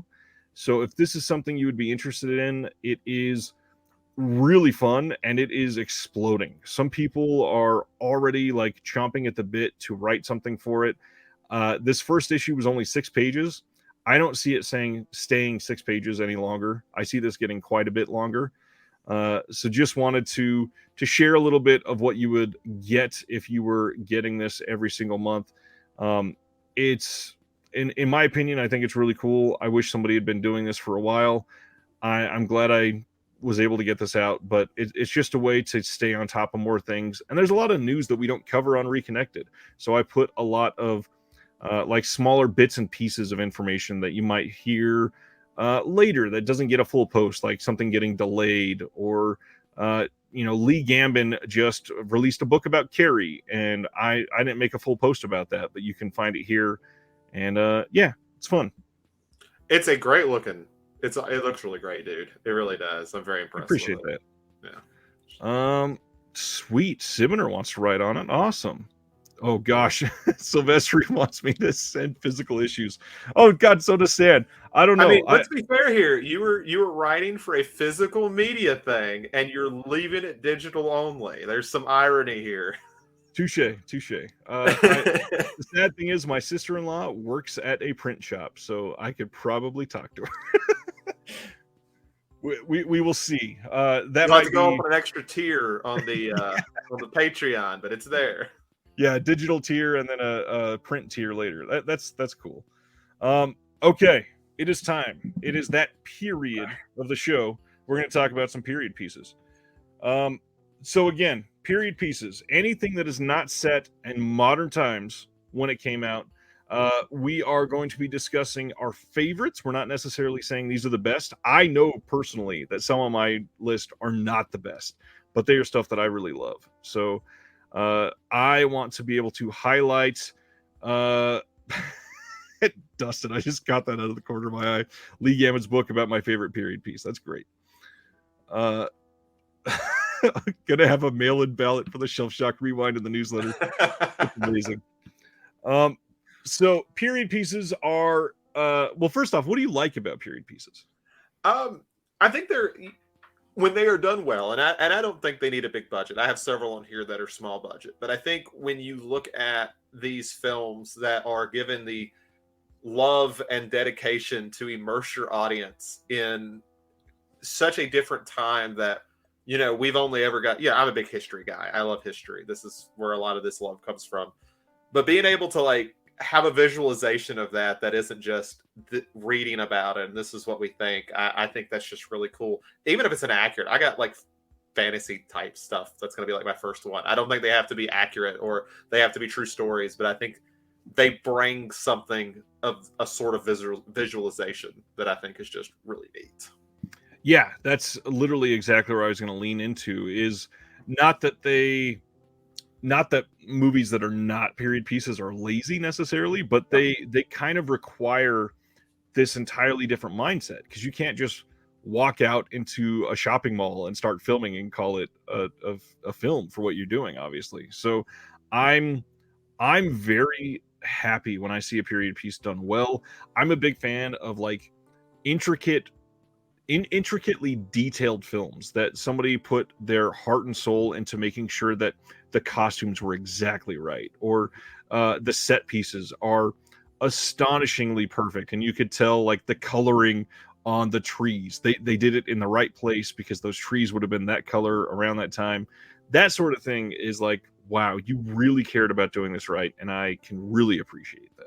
Yeah, and I mean, in the same way we are, a lot of these people are just reading about it. So they're having to visualize what they think it looks like, or they're having to see deteriorated like uniforms or just stuff that we have left and just say, okay, how do I create this to feel like you would have been there? And I don't know. I admire it. And like I said, I have a couple low budget ones here. One I won't get to, but like I'll use Bone Tomahawk, which was made for like a couple mil. Like that's a lot of work, and they did it for a low budget. And I don't know, just stuff like that's cool. Yeah, I agree. I love Bone Tomahawk. I knew it was going to be on your list, so I didn't include it on mine. Oh, I didn't even include it. It got off. Trust me, I wanted to, but it didn't quite make it for me. Damn. So I adore a lot of the films on this list, and I've loved them for a long time. Some of these, I before I dive in, I did want to highlight two, because although they're period pieces, I wanted to limit myself to something that's at least 25 years old, because you could do something that's a period piece for 10 years ago and have it be done accurately and not take that much work. But I wanted to list two specifically from A24 that I think nailed modern period pieces, and that is Lady Bird which is so weird how much it feels like 2002. It is astonishing. They got the music right, the dialogue right, the fashion is exactly spot on. It felt so perfect. And then the other one, just because I grew up in skate culture and around Southern California and people trying to be what we called hard back in the day, was mid 90s. I think Jonah Hill crushed his directorial debut. Love that film. I think it's really well done. They got some of the details perfect, and it felt like I was right back in the 90s. And I'm it's going to be interesting to see 10 years from now that we are going to be seeing some post 9/11 type period pieces. That's going to be kind of a fascinating thing. Yeah. Well, first off, did you ever see Reign Over Me? The Adam Sandler 9/11 film? No, I did not. It's pretty good. It came out, I think it was Yeah, like if you told me Adam Sandler 9/11 film was pretty good, I probably wouldn't believe you. It was pretty good. The Charlie Sheen one. Yeah, it was all right. Anyways, yeah, we'll be getting a lot more of those eventually, but it's a good movie. I do have classic me. I've got like 5 honorable mentions that I will discuss afterwards, but let's go right into the 10. Let's start with your number 10, sir. So I did want to preface a couple things. So the first one is I try to not do anything that was the same time period. So if there's something excluded, in case you're curious, that's probably why. And 2, I did not put these through a traditional 1 through 10. I have done them from earliest date, period set, to most recent. So first one I'll go with, the never controversial Zack Snyder. Talking about historical period pieces and talking about fantasy. Yeah, this is not accurate at all. It is a comic book type thing. It is awesome. I'm sure most people here have seen it. But I did want to talk about it because I think this was really Snyder's first time with a true budget, and even then it's not a lot. Like, they did a lot to hide the low budget affair, but I think they set a Spartan perspective of that period up incredibly well. Like, not an accurate one. It's not accurate to what it is, but how a Spartan might have potentially seen that or viewed things, I think it does that pretty well. Right. Yeah, 300 is a decent one. I saw 300 I saw 300 at the drive-in in California with a church group, which was not awkward at all. I do have a funny story about 300. So my aunt wanted to take me to the movies, and I really wanted to see 300. I don't know why. I don't even remember if I even saw a trailer. I just thought it looked cool. And we got in there, we sat down, and she was like, "Do you think this is subtitled?" And I was like 8 or 9 at the time. I may have been 10 at the most. What year did that come out? Like 2004? Right around then, yeah. Yeah, I'd have been like 9 or 10 years old. And so we ended up leaving and going to go see Premonition with Sandra Bullock, like next door. I saw that instead of 300 in theaters. So what a letdown. Yeah, no kidding. My list is kind of 1 through 10, and not even necessarily like my favorite order. It just they made sense in this order. Number 10 is probably going to be a bit of a controversial pick because first off, it's one of my 2 picks that are cheats as usual, and this is going to be a trilogy. I think a lot of people hated these, but the Netflix Fear Street trilogy, okay, I actually really appreciated.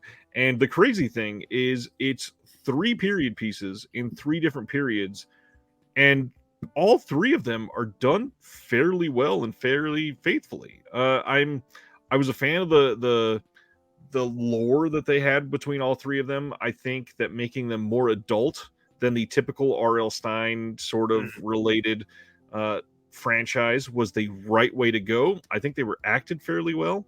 The 1970s one, I think, is the best one by a long shot, primarily because of Sadie Sink. I think that she is going to be a powerhouse actor in the next decade. I am very, very happy with these, and I hope, I believe they had said that the director was planning another set of these. I'm not sure if that has ever been confirmed, but I really hope they lean into that and do more of these, because from what I hear, this did very well for them. Yeah, and I had my issues with Fear Street, but I do think they got the second one. I love. I actually really like the what was that, 78? Yep. Yeah, really cool. I think the 90s and the 70s aesthetic they like perfected for that. Like they did a great job with both. Um, I was kind of a little let down with the 1666 one more than a lot of people were. I still thought it was cool, but I actually just prefer. I'm a slasher guy, so I think I Yeah. just have a bias towards that. I agree. What is your number 9 then? Okay, so my next one is probably one of my. I'm very picky with comedies. This is probably one that's a big nostalgia pick for me, and it is so anachronistic. It's probably me cheating to put this in period pieces, but I can't help it. Is A Knight's Tale. That is not the one that I expected when you led into that. I adore this film, and it's probably my favorite Heath Ledger movie. Like I've seen it more than any other one. It's a very feel good movie for me. If I have a bad day, I'll throw in A Knight's Tale. I could have swore when you led into that, I thought you were going to say History of the World Part 1. That would have been a good one, but I did not choose that one. I actually really enjoy A Knight's Tale. I'm shocked that over the years it's been sort of shat upon. I think it's pretty well done.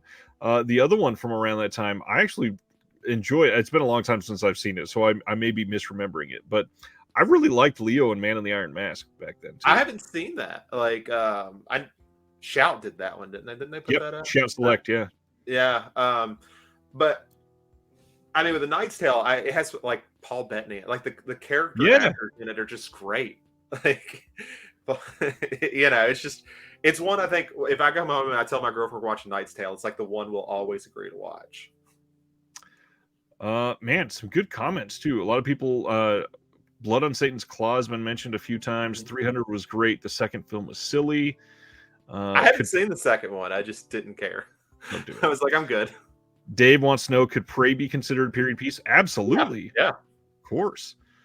You want multiple period piece films? Bill and Ted's Excellent Adventure. There you go. I wouldn't know how to rank my list then if I did that. I'd be like, it goes everywhere. It's every other one. Bill and Ted's. It's like when you're sorting your collection and you get one of those various discs and you're like, what do I do? 20th Century Women. I have not seen that one yet, Terry. I really need to. Does The Quest from 1996 fit under period pieces? Am I thinking of a different version of The Quest? Is that from 1996? Are we thinking of the Oh, I was thinking Galaxy Quest for a second. I was like, no, that's definitely not. I don't think so. I think Kino put that out, if I'm remembering right. Sibner says Unforgiven, Bram Stoker's Dracula, Once Upon a Time in Hollywood, JFK, The Whackness, and Boogie Nights. Stan says Parts of Time Bandits. Sibner says I hated that movie when I saw it in theaters. I think he's talking about A Knight's Tale. Shame. Excalibur, Time Bandits, Shenandoah. It's the Van Damme. Oh, that's why Anthony's saying it. Got it. Okay. Ragtime. I clicked on the wrong one. I've not seen Ragtime actually, Stan. I need to. Should mention Adventures of Baron Munchausen. Yes. Barry Lyndon. Yeah, classic, obviously. All right. My number 9. What did I have next? Oh, so one of the other things I did with my list, a lot of my honorable mentions are ones that I talk about all the time. So I wanted to talk about films that I don't talk about a lot on here. And I love the Coen brothers. A lot of people have come on here and talked about the Coen brothers with me. I don't talk enough about how much I love Oh Brother, Where Art Thou? And I love this movie so much. Being somebody that came from music, I appreciate when a film does music right. And the music in Oh Brother, Where Art Thou? I don't think people that weren't paying attention at that time realize how much of a force that soundtrack was. Like, that set soundtrack sales records for a while. It was in everybody's zeitgeist. And for a Coen Brothers film, when that came out, to have that soundtrack be everywhere, this movie is special. Everybody that acts in this film, Tim Blake Nelson is amazing in this. Clooney is like putting in one of the best performances of his entire career in this. Everything about Oh Brother is mind-blowing to look back on, but it was surreal to see it happen in real time. To see somebody that you love those type of films and have everybody know the soundtrack, such a weird time. when you start talking about Coen Brothers and period pieces, I was like, oh, he's gonna talk about Miller's Crossing, which is fair. I love Miller's Crossing. Yep. I was so happy when his own brother wore it, though, because until very recently, I had that as my number one Coen Brothers film. Wow. And simply for the reason that you would not expect, in case anyone's going to be real shocked here, I'm from the South. Really? Southern representation in film is sometimes very questionable. But the thing I love about our brother is, even though it's like two guys from Minnesota, it feels like they understood the culture better than a lot of people have. And it's like, it's great. It's just, it's very fantastic for that. That's good. That's good to hear. Yeah, I've loved pretty much everything the Coens have done. Pretty much. I've not said everything, but pretty much. Yeah, it's great. Gotta love it. Number 8, my friend. All right. Well, I already got controversial with Zack Snyder, so I might as well just keep that going. I'm going to go with Mel Gibson film Apocalypto. Nice choice. I have always just described as Fury Road on foot anytime I've tried to sell it to anyone. It is just amazingly action-packed. I've heard people talk about this where they've like watched it digitally and the subtitles don't come up automatically and they're not hard-coded in. People have watched that movie and thought it just didn't have subtitles, that it was an artistic choice, and understood it completely. It is just, the South Park meme exists for a reason about Mel Gibson and how good of a storyteller he is. And I think Apocalypto is his best example of that. Braveheart's great, but Apocalypto is better. And Mel Gibson is probably the greatest modern example of why I do my best to separate the art from the artist, because not only is Mel a racist POS as we've seen in the past, but he is a damn fine filmmaker. I mean, it's impossible to talk about it without saying it. The same with like Polanski. Like, I understand he's made some terrible, heinous choices, not standing up for those, but also to dismiss all of his filmmaking is to dismiss some of the best films in history. Yeah, and with Gibson, I could be here all day talking about Gibson because it's a very loaded and complicated subject, and it always will be. But the dude takes his time to make a movie, and it seems to pay off. Like, the work that had to go into Apocalypto for it to work, and we can talk about the racism and that stuff's there, but it's also really cool to see him give jobs to these people who would have never had one, and to do these in an original language and be able to sell it and be able to say, I will get American audiences to watch things like Passion of the Christ and Apocalypto in their original language, or at least a language they wouldn't recognize, is really cool. Like, that's just such a neat thing to see. Be able to sell Apocalypto via Disney, even. Mm-hmm. Like, that's kind of a big deal. Yeah, and especially as like brutal as that movie is, like, that's the one thing I'll warn people is like, it is. That's everything with Gibson movies, that they're all pretty brutal except for this first one. Yeah, completely, and completely agree with Sibner here too, who says he's also a troubled person who was clearly raised by an anti-Semitic man and has a terrible drinking problem. His story is more sad than offensive to me. Yeah, and I'll at least note that, like, maybe I'm just a naive person and I'd like to give people I like at least their art the benefit of the doubt. It's like, there's, the comments were a long time ago when he was having some issues. Hopefully he doesn't believe a lot of the things he said, or at least has moved past those if he did believe them. That's always a hope, but you just don't know. Yes, Mitchell, it was really hard to find this for a long time because after the controversy with Mel, it went out of print and then it got like a quiet re-release like 3 years ago. I think it came through his company. I think he got the rights back from Disney. Yeah. And I think he distributes it now. Yeah. That's a good choice. Apocalypto's great. The next one, if it's not on your list, I know that you would co-sign on it. And I know that we're going to be steeped with controversy because of the current events of our life at the moment. It's hard to talk about period pieces in 2023, June 22nd, and not bring up Titanic. That's going to feel like it's poor taste, but this is my number 8. Like, this is an incredibly well-made period piece film. James Cameron went so far into making this film. Like, the dude built half a ship to pull away from a dock. Like, this is an incredible work of art that I am so happy was made, and you have people analyzing every aspect of it, and for the most part, it's fairly accurate. It's one of those It's films, accurate for what we knew at the time. right? Like it's the same thing with The Night to Remember. Yeah, There was no confirmation the ship had split apart in the 50s. right. So they didn't put that in there. You know, it's accurate for what we knew at the time, for the most part. There's definitely some. I have a Titanic obsession, so I apologize. Right. I love the whole event as a kid, and I've it's. I think that's a lot of people though. Cameron got a lot of kids and adults or anyone obsessed with Titanic. Which is why today and the current events that we're going through, it makes sense to me that it would happen, that people would want to go down and see the wreckage and do it in a way that they can, afford to, and that's their right and their choice. And it's very sad that they all died. I will stand by that. It is depressing that we as a society are allowed to have 5 people jump into a tin can essentially with zero safety precautions and completely fuck over 5 people's lives.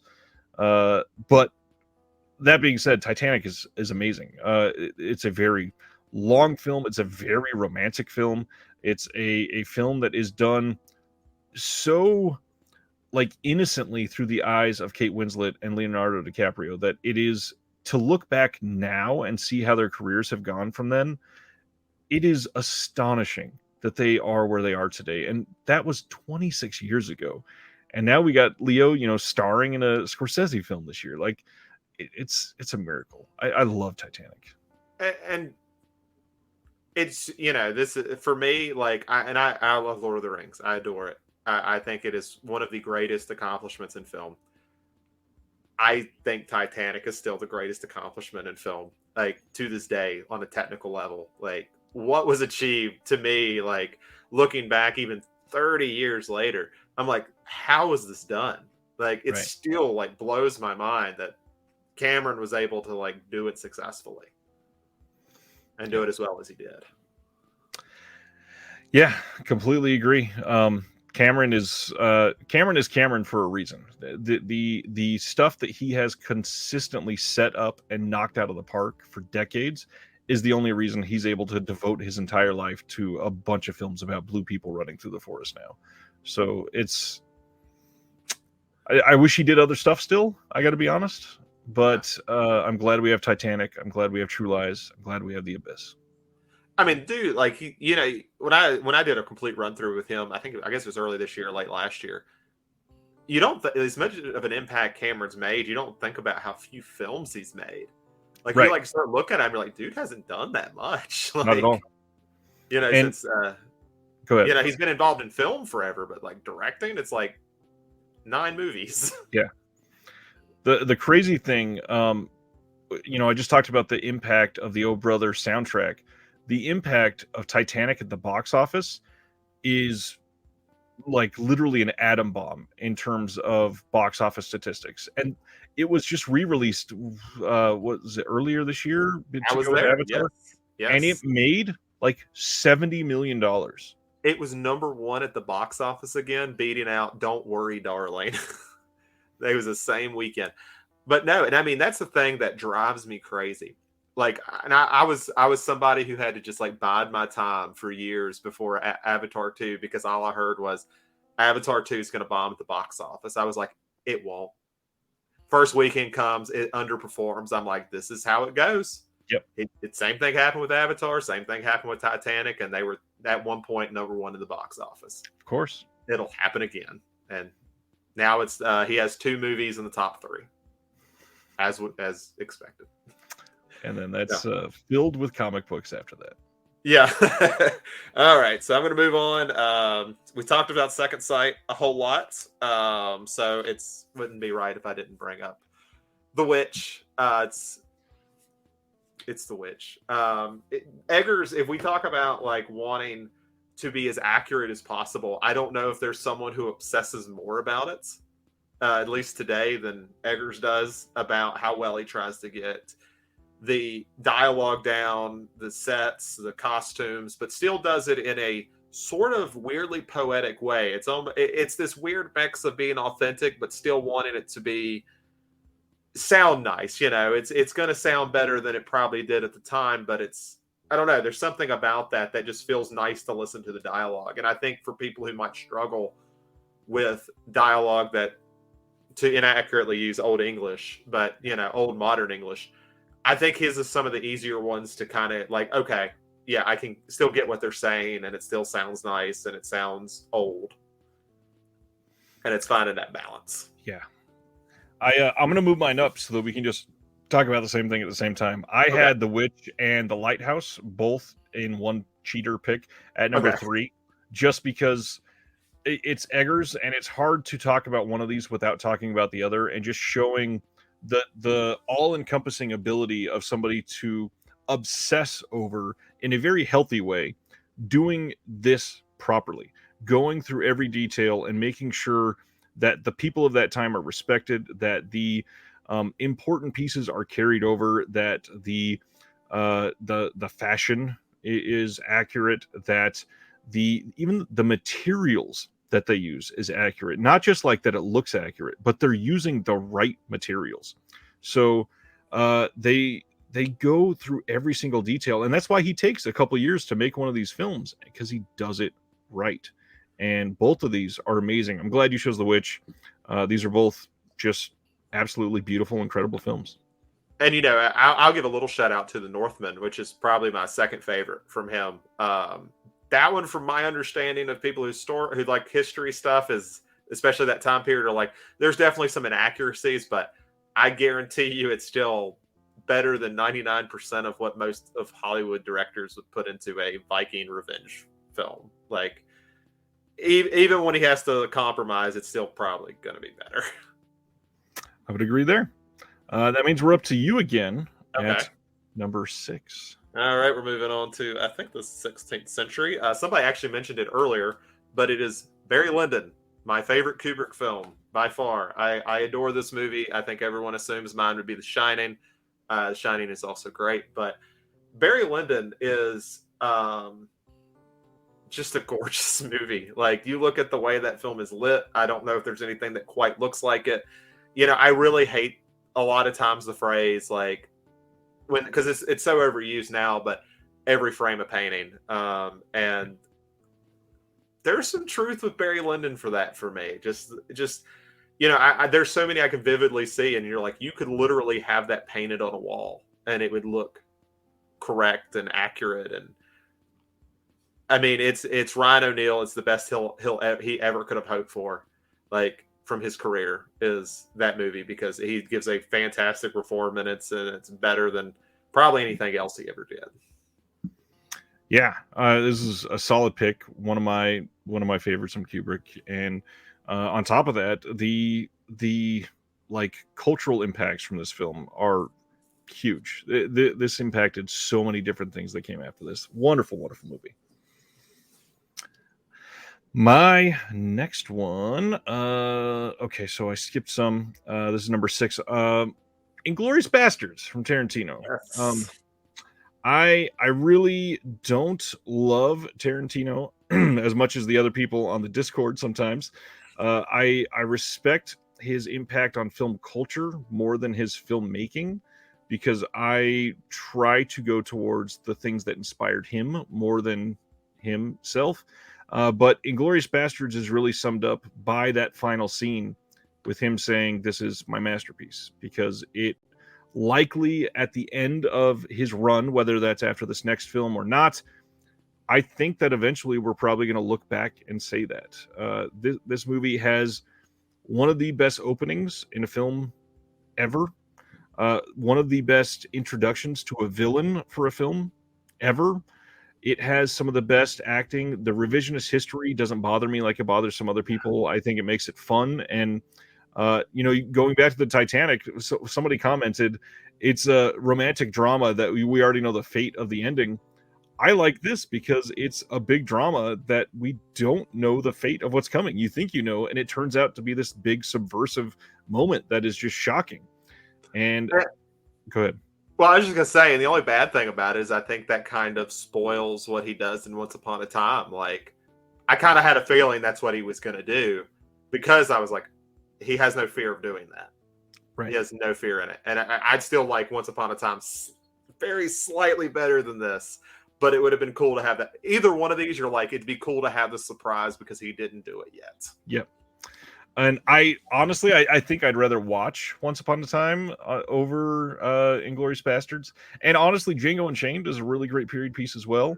But this one, for some reason, I think the storylines that are woven together and the different characters that we see that are just these icons. When you look back on this film, everything in Inglourious Bastards is freaking amazing, except for that Mike Myers scene. But if you ignore that, like everything else is top notch. And I'm even like, Eli Roth's character is incredible in that movie. Mm-hmm. I love him in that. And Brad Pitt was hilarious. Shoshana, I don't know her name, unfortunately. That's on me. I should have known that, but she's incredible as well. It's just a towering achievement. I love everybody in that movie. Yeah, and I mean, I have it as third, but it's because I really do think, like, when it comes to Tarantino, I have my fair criticisms of Tarantino too, but I was like, dude's done great work, and he's done it over and over again. But for me, it's like Jackie Brown, Once Upon a Time, and then Inglourious Bastards. But it's one of those things where ask me in 10 years and see if those three are still in the same order. Or 10 days. Like, the way that you feel about some of these Tarantino films, it could change at the drop of a hat. Sibner's got a question. I'd love to hear what you say. If it takes place in the future, is that a period piece or does it have to be in the past? You know, I was actually thinking about that earlier because when I was going through that, I was like, I mean, in a way, right? Like, I wouldn't count it, but I thought about it. I almost put Upgrade on my list because I was thinking that way. And I was like, well, I don't know if Zach will agree, so I'll hold off. Yeah, I sat there and I thought kind of the same thing. I was looking. I can't remember which one kind of came out in my mind. I was like, I mean, I'm already putting stuff that's fictionalized or stuff that's kind of fantastical. Yep. I was like, is this any different? Like a guess of what the future looks like? Because I would say Alien fits that.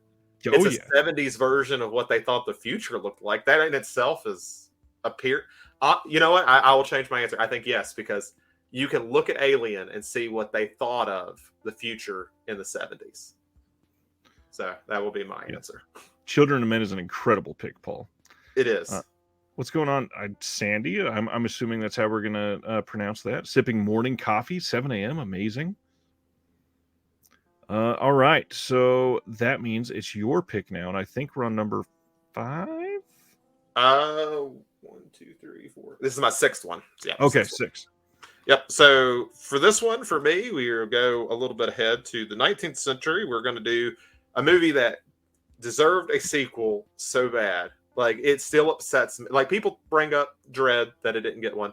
To me, this is a bigger crime that it never got a sequel, which is Master and Commander, Far Side of the World. This movie is awesome. Anyone who says it is boring, they are incorrect. That has one of the best bromances I've ever seen with Russell Crowe. I still use the lesser of two Weebles joke all the time, and nobody gets it, and I'm going to keep doing it. I mean, when you look at like one of the things the book was also praised for, and I praise this one as well, is it doesn't sit there and dumb down like the ship jargon. It's like, you will figure it out because you need to.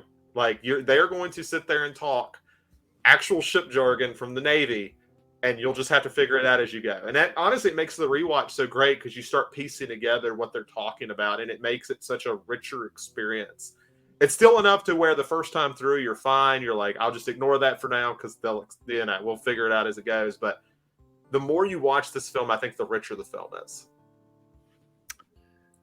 This one, I don't know why people look back on this and look down on it so much, but my question here, like, we are getting a 4K of this someday, right? We have please. Like, it's a gorgeous film, and I mean, it was Peter. I think somebody just mentioned Peter. Yeah, it's Peter Weir. I mean, he went out there during an actual storm and filmed some stuff. Like, that's awesome. That deserves to be preserved in 4K. Yeah, said very well. Not a whole lot I would add here. It's one of those movies that it had a moment that wasn't quite long enough, and it deserves a little more attention. So I'm glad you put it on the list. My next one. Everybody was bringing up some films when we were talking about Mel Gibson earlier, and what's funny is I feel like for some reason this is going to turn into a very Mel Gibson heavy night. Number 6 on my list is a Mel Gibson film that people are probably not expecting. I grew up loving Maverick. I had to bring up Maverick because it is a Western comedy, romance, whatever you want to call it, that is so freaking fun watching back that it is hard not to look back and put this on my list. The acting cast that we have in this, they go together so well, and it came at a period of my life. God, what year was this released? Like 94, I think. Mel Gibson headlining this film with Jodie Foster and James Garner. First off, all-star cast. They're incredible. God, even Alfred Molina's in this, I think. The actual scenes in this, like the gambling scene that everybody knows, that everybody looks back on, and just that's the only thing that's iconic from this film. It's so well done. And if you go back and watch Mel Gibson acting in that scene, he's incredible in it. And again, yeah, this is just a wonderful Mel Gibson movie. This is I think this is definitely the first on the list. I have not seen it. I've never seen Maverick, so I will need to shortlist that because it sounds I should have seen it by now. It somehow kept missing me over the years. It's a lot of fun, and it's directed by Richard Donner, which for that type of movie, you would not expect it to be directed by Richard Donner. I mean, you think of Richard Donner and you think of more, Superman, obviously, and Lethal Weapon, but this type of movie, it fit him perfect. Yeah, it's very sad. Like I'm sure Gibson will do well with Lethal Weapon 5. I just think it'll be a very different movie if he's directing it. I wish Donner could have finished doing Lethal Weapon 5. I think it would have been interesting. Yep, I agree. So we've already talked about this, so I will just keep it short. I don't even know if I'll say much. It's Titanic. So I was going in order. So I could everything I said before, everything you said, it's very true. Well, I will go back in time so that I know that you're not going to steal this one then. And my next pick is Bram Stoker's Dracula. I think the 90s had some incredible period pieces. And this is one that, again, not for the exact accuracy of accents, obviously, Keanu, but for the style in this movie alone. This movie oozes like the sensual side of vampires that we don't get a lot. And I'm not talking about, Tom Cruise vampire, obviously, but this one, it's just full on like vampire sex film. And I love this movie. It is glorious to look at. The 4K, by the way, if you have not picked up the 4K yet, looks stupendous. And it is a performance from a couple people in this movie that is legendary, led by Gary Oldman. Like, the amount of finesse that he has in this role. First off, Gary Oldman is probably the biggest modern chameleon that we have. He gets lost in some of these roles that you would never expect it to be Gary Oldman. I mean, look at him in freaking True Romance and compare it to this, and you're like, that's not the same person. I mean, he's the dude who forgot how to have an English accent for a long time because he's been doing so much. Yep. This movie is just the one that I watch and I want to go to that world more than anything. Like, obviously it's not safe or anything, but I want to be there no matter what, just because it is gorgeous. And, this is something where I think we see this a lot now with subversion of these old stories. Like when you look at these Frankenstein stories or Dracula or anything like that, it's like, well, we've already done the traditional story. But like, look at Bram Stoker's Dracula, and you're like, you can still do that traditional story in a unique way. Like, this is still just as far as like if you reading Bram Stoker's Dracula, it's probably the most accurate like book to screen adaptation, and it looks beautiful. Like, I'm critical of Coppola after the 70s heavily sometimes, but he got it right. He got it right with Dracula. Yep. It's just incredibly well made. Amazing score in this. Again, amazing set pieces. Some of the scenes in this are burned into my brain and forever will be. But that's my next pick, Bram Stoker's Dracula. It's not one that I could argue with. All right, for me, this director's been a little bit in the limelight a little bit because he recently got announced that he will be doing the Blood Meridian adaptation. So it was I could have chosen two of his films, but I ultimately ended up going up with Lawless, which has a fantastic cast. I have a lot of love for Lawless for a very, very as biased they can get reason. It takes place in Franklin County, Virginia, which is known as the moonshine capital of the world. And I grew up very close to there. It's the same county as What About Bob. It's the same one. I work there every day. Really cool thing that happened when I worked at the movie theater at the time when this movie released. The descendants of that family actually came in and watched the movie. And when they came out, they asked us if we had a poster. Well, we didn't have a poster we could give them at the time. So we called the studio up, who was so gracious to us. We told them what was going on, like, hey, the family of, these people really want this because, it was their loved ones. And they said, give me a couple weeks and I can do one better. And they got the cast to sign a poster for them and sent it to them and, gave them a special copy of it. I worked in an independent theater, so it was just so cool to see that. And, you give these studios a hard time, but some of these smaller ends that are working distribution, they can really show a lot of care if you give them the right motivation too. That's amazing. That's so awesome. I actually really liked Lawless, and I am what is the best way to say this? Speaking of people that are problematic, I'm not a defender of Shia LaBeouf as a person because I know he has a history of being a major asshole. I am a major defender, though, of Shia LaBeouf's acting, and I love him in Lawless. I love him in so many things, but the relationships that are made in Lawless are so just actually tangible. It feels like a feuding family. It's great. Yeah, and Guy Pearce as a awesome villain, especially since with Hill Coat he worked with him in The Proposition, and Proposition is excellent. It's just an excellent movie, and people have really gave Hill Coat a hard time for doing Blood Meridian, and I'm like, I think he can do it. Maybe I'm just biased because I love Proposition and Lawless, but I was like, I think he has the time to do it if he's got the right script to do it. I hope so, and that script is going to be the big question for sure.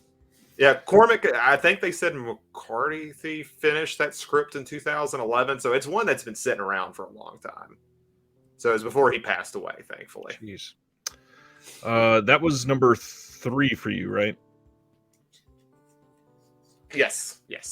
Okay, number 3. I'm going to go with one that is rare. We don't, on this channel, ever talk enough about musicals. I am going to give some major love to Sweeney Todd, the Demon Barber of Fleet Street. I have been raised in music, like I've said many times on here, and therefore I've gravitated to a lot of musicals, not necessarily the Broadway pieces a lot of the time, but Sweeney Todd historically is a pretty solid musical on Broadway as well. Sweeney Todd, man, is so well made. Johnny Depp absolutely kills it in this. The story itself, obviously, is one that is filled with horror and just full on depravity. But the fact that they carried it out and really didn't hold much back in a film like this, and you get all of that oozing style that you want from everybody involved in this. It was the perfect casting for everybody. I mean, and it's the easiest casting Burton ever had. Exactly. It's the same people he always wants to use. It's the best of every world. And then you get Sacha Baron Cohen in there in the perfect role for him. I love this movie so much. Is there anything after this that Burton ever could recapture? What made him great? I feel like this was the end that I can think of. If you're talking about style, I don't love the movie, but I think Alice in Wonderland kind of had that style at least. Yeah, I know a lot of people liked. I can't remember it well enough. I mean, I haven't seen it since over a decade. It's had to have been over a decade now. So, and I don't think I ever saw the sequel to that. I forgot there was one. I guess it makes sense. That movie made like $1 billion. Yeah, it was a very profitable movie for them. Yeah, but I mean, it's hard with Burton because you go to like his modern stuff and you're like, he just doesn't have it anymore. Sadly, I don't think. But Sweeney Todd, he definitely did. Yeah, I would agree there. Yeah, I actually, before I move on to mine, I actually almost put a musical in mine, so I'll put it as like a quick honorable mention. One that was on the chopping block was 1776, the musical. Interesting. I watched that in high school and fell in love with it. I adore that movie. It's also a July 4th movie if I get around to it, but it truly is really long. It's like 3 hours. Yeah, a little over, I think. As I say, I'm watching RR, but still. And funny enough, 3-hour musical versus a Hollywood film, so I feel like that's different. I've got one more musical on my honorable mentions. We will talk about that in just a couple minutes. Okay. So we'll move on to the late 70s. Most recent by far is X. Like, I don't know. I couldn't go on this list without something representing probably my favorite era in general, like when it comes to film, which is 70s slashers. Ty West has played around with period pieces for most of his career, and The House of the Devil was almost there, and it probably is as like a pure period piece.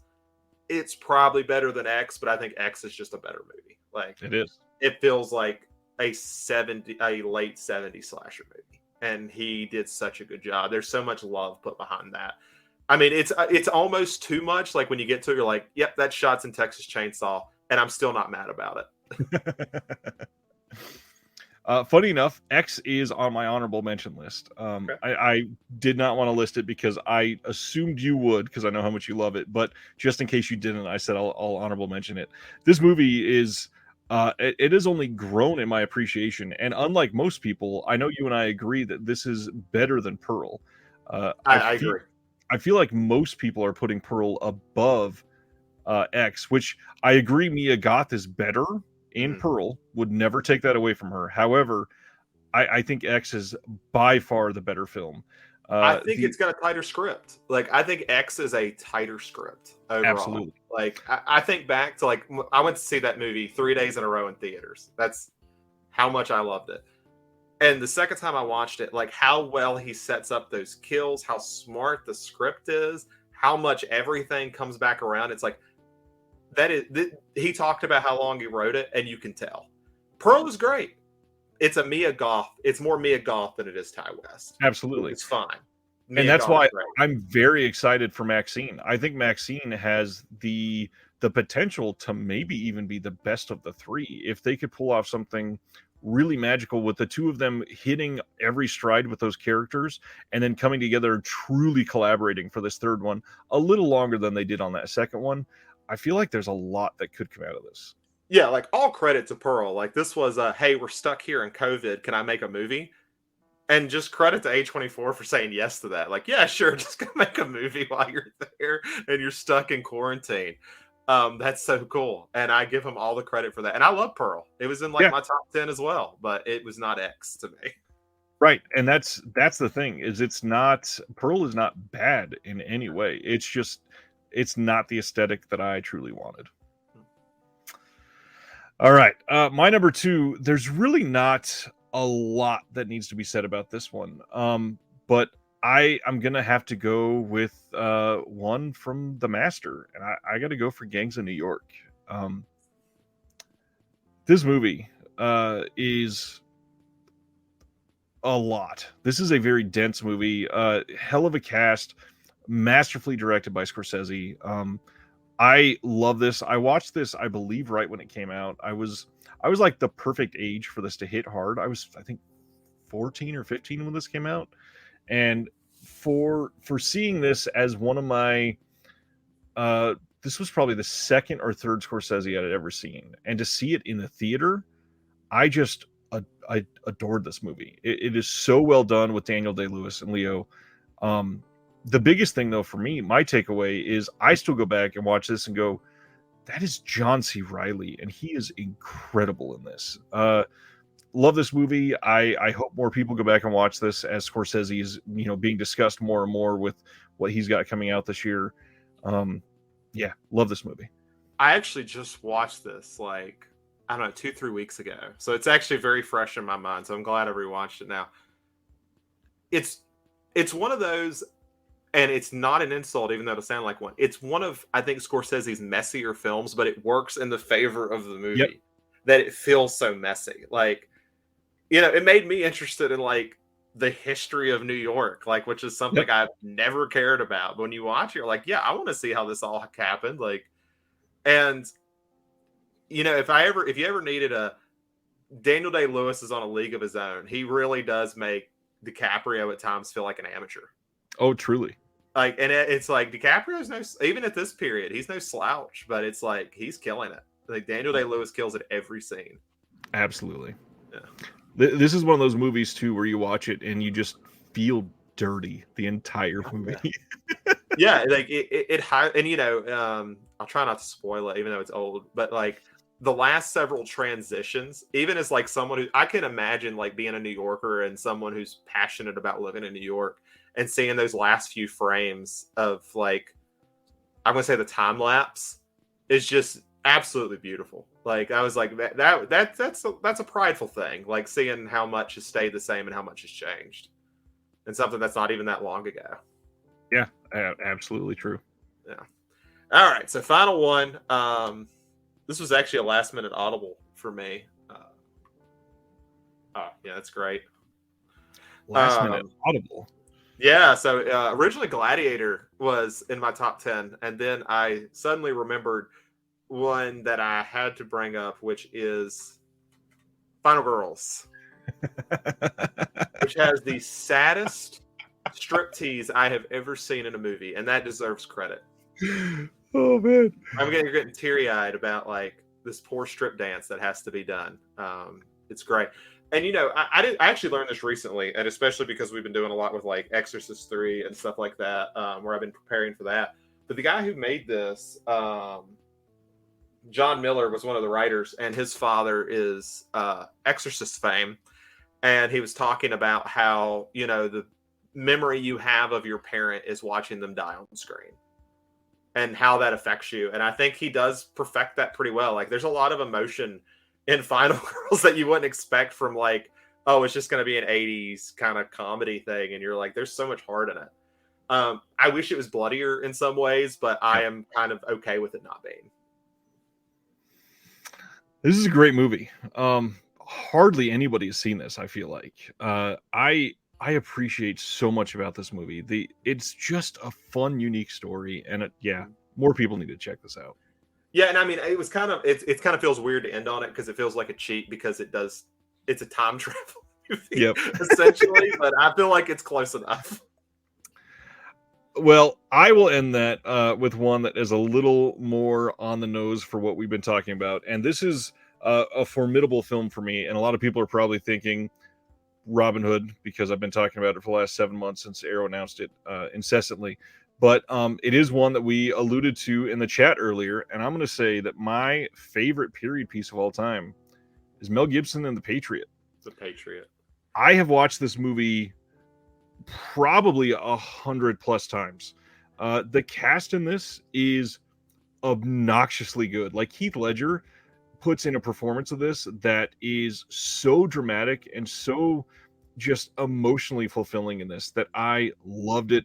Mel Gibson is a surprisingly great father figure in this. So well done. And then the iconic move at the end to save his own life is just incredible. The other people that I really want to shout out on this, we can't talk about this without talking about Jason Isaacs and Chris Cooper, who are like just a terrible pair of villains that when you watch this, you hate them with this burning passion that you want to walk up and punch them in the face so hard. They just fulfilled their role magically. I love this so much. I watched it incessantly when I think this came out in 2000 or 2001. So I was a young teen and I saw it in the theater, saw it at home like 30 times on VHS, I bought it on every format. I love this movie. The other thing, it's Roland Emmerich, which he's done some okay movies, but he's done a lot of really terrible movies, and this is one that I think he should lean into again. I love what he did on this. You know, he's one I respect a lot, and I agree with you. He's made some terrible movies, but they're his movies. Like at the end of the day, I was like, he made that, and it feels like his movie.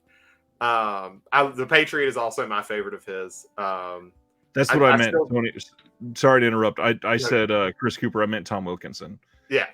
Chris Cooper is the good guy in there. That's right, he is. Yeah, it's been a little bit. I walked in. My girlfriend watching it like a few weeks ago.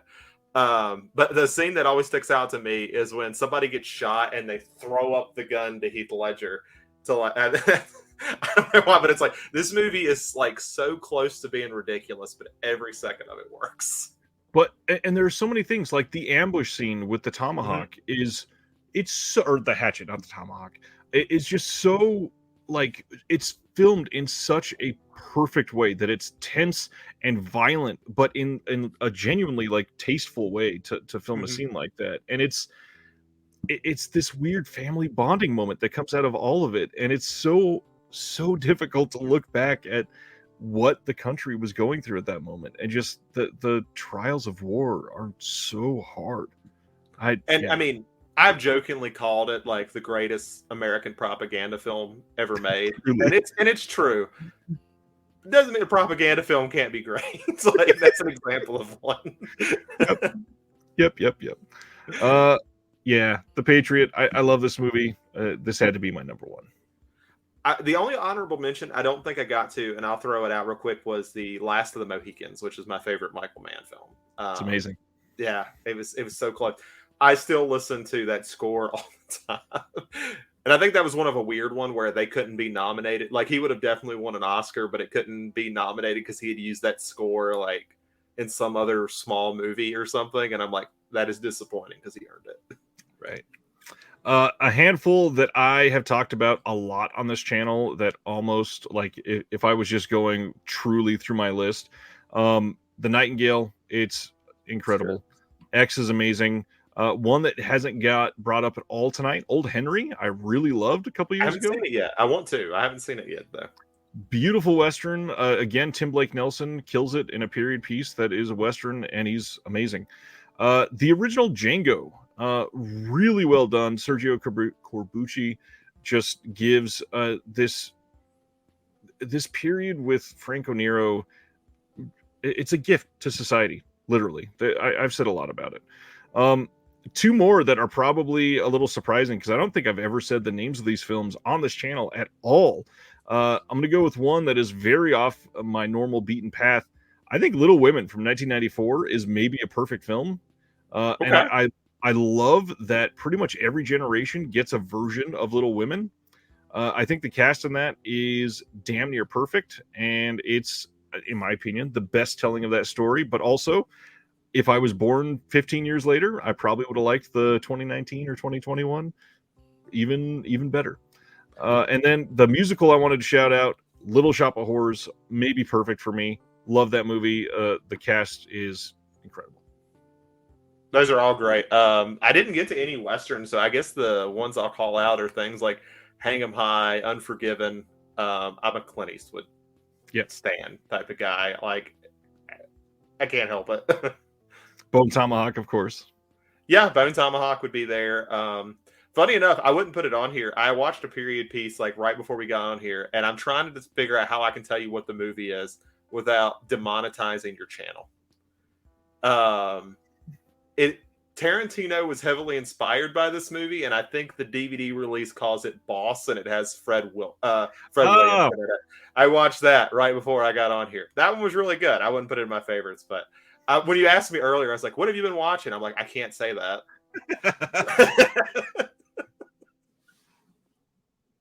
And I'm glad you didn't. But yeah, it's a good movie, and I'm glad you did. This has been really fun. I mean, this is a lot of stuff that doesn't get talked about on here a lot, and I'm glad that we did this. This is very different than Cult, and even then, we still got some Cult and horror in there. Look at that. Yeah, I was. I really tried hard. I was like, I could be real petty just because I told myself I was going to do it and just do nothing but like period piece horror films. Be like, Yeah. I mean, they were all period pieces. I almost did one that we both love. I almost picked Ravenous, but I've talked about that on this channel like And 500 times. and that's me too. I mean, we did a whole episode very recently, and I'm like, I can't do that. Again, everybody, please go check out They Live by Film if you have not. I'm going to check in with a chat before we hang up, see what's going on. Dave says Pride and Prejudice and Zombies. I still haven't seen it. I've heard it's really good. I'm surprised that I didn't put Pride and Prejudice on mine. Like, I think that's one like people are surprised I like, but the 2005 one, I love that film. And it's a great movie, and I think that's Little Women is probably going to be looked at that same way. Sibner says Moulin Rouge. Honestly, that's not a bad pick at all. Lawrence of Arabia. That's a pretty obvious pick. Good job. Skolder says Apocalypto and Hacksaw Ridge are higher on his Mel Gibson list. What do you think about Hacksaw Ridge? I love Hacksaw. Like, I feel like I'm getting way too personal about stuff, but I think it's because we get so seldom things in this area. He was from the Blue Ridge Mountains. I'm like an hour and a half outside of Virginia Tech and Lynchburg and all that. So that story has been told to me my whole life. So to see it in a movie form and Andrew Garfield's awesome in it, yeah, I loved it. Garfield, I've done nothing but gain more and more respect for him. Like seeing the amount of work he puts into some of these roles, it is hard not to just appreciate him as a person. Yeah, and he'll go work for like 2 or 3 years, like hard, and then just like, I'm gonna go away for a while. Yeah. See y'all. And then come back again. It's like cool. Love that. Sibner is ringing the bell hard for Almost Famous, and I agree. I've talked about Almost Famous too much on this channel already, but that movie is probably perfect for me. Philip Seymour Hoffman in that movie is just I don't know. He is a cinematic force that I'm so sad that we will never have anything new with him in it. Let's see. Yes, Virginia. There's a Santa Claus of one of my favorite period films. Bronson at his best. Nice. 100% agree on Almost Famous. I think I may like Untitled, the director's cut, even more. Now I have Country Road stuck in my head. Hacksaw Ridge was filmed in Sydney, around 40 minutes from my place, and the war sequences were filmed in Camden, around an hour from my place. Nice. And the thing that's so surprising, it had been a while because it had been a year since Gibson had made a movie. So you get to the point where you're like, oh yeah, this is like, he was a real religious guy. It's about like him being a conscientious objector. 2 seconds of that movie, you see somebody get headshot, and you're like, oh right, it's a Mel Gibson movie. This is going to be very violent. Yes. Let's see, a couple more in here. Last Man Standing. Paul says you should have said Boss Nintendo. I will remember that if I have to recommend it in person. Perfect. I can't believe I said Chris Cooper was the villain. Chris Cooper is great in that. Yeah, this was a lot of fun, man. It was. Wave, miss Philip Seymour Hoffman so much, one of the best to ever act. Yeah, absolutely. Let's see. Big Disc Energy. Garfield told a story on YouTube about taking some edibles and going to Disneyland. That's awesome. Amazing. All right. Thank you everybody for hanging out tonight. Again, check out They Live by Film. Zach, thanks for doing this 4 times a year or whatever. Anytime. Zach is amazing. If you ever want to hang out with Zach and I more, come hang out in the Discord. We'd love to have you. Patreon link is in the description below. And on that note, I think we call it a night and bring an end to this period. Thank you, everybody. We will see you next Thursday.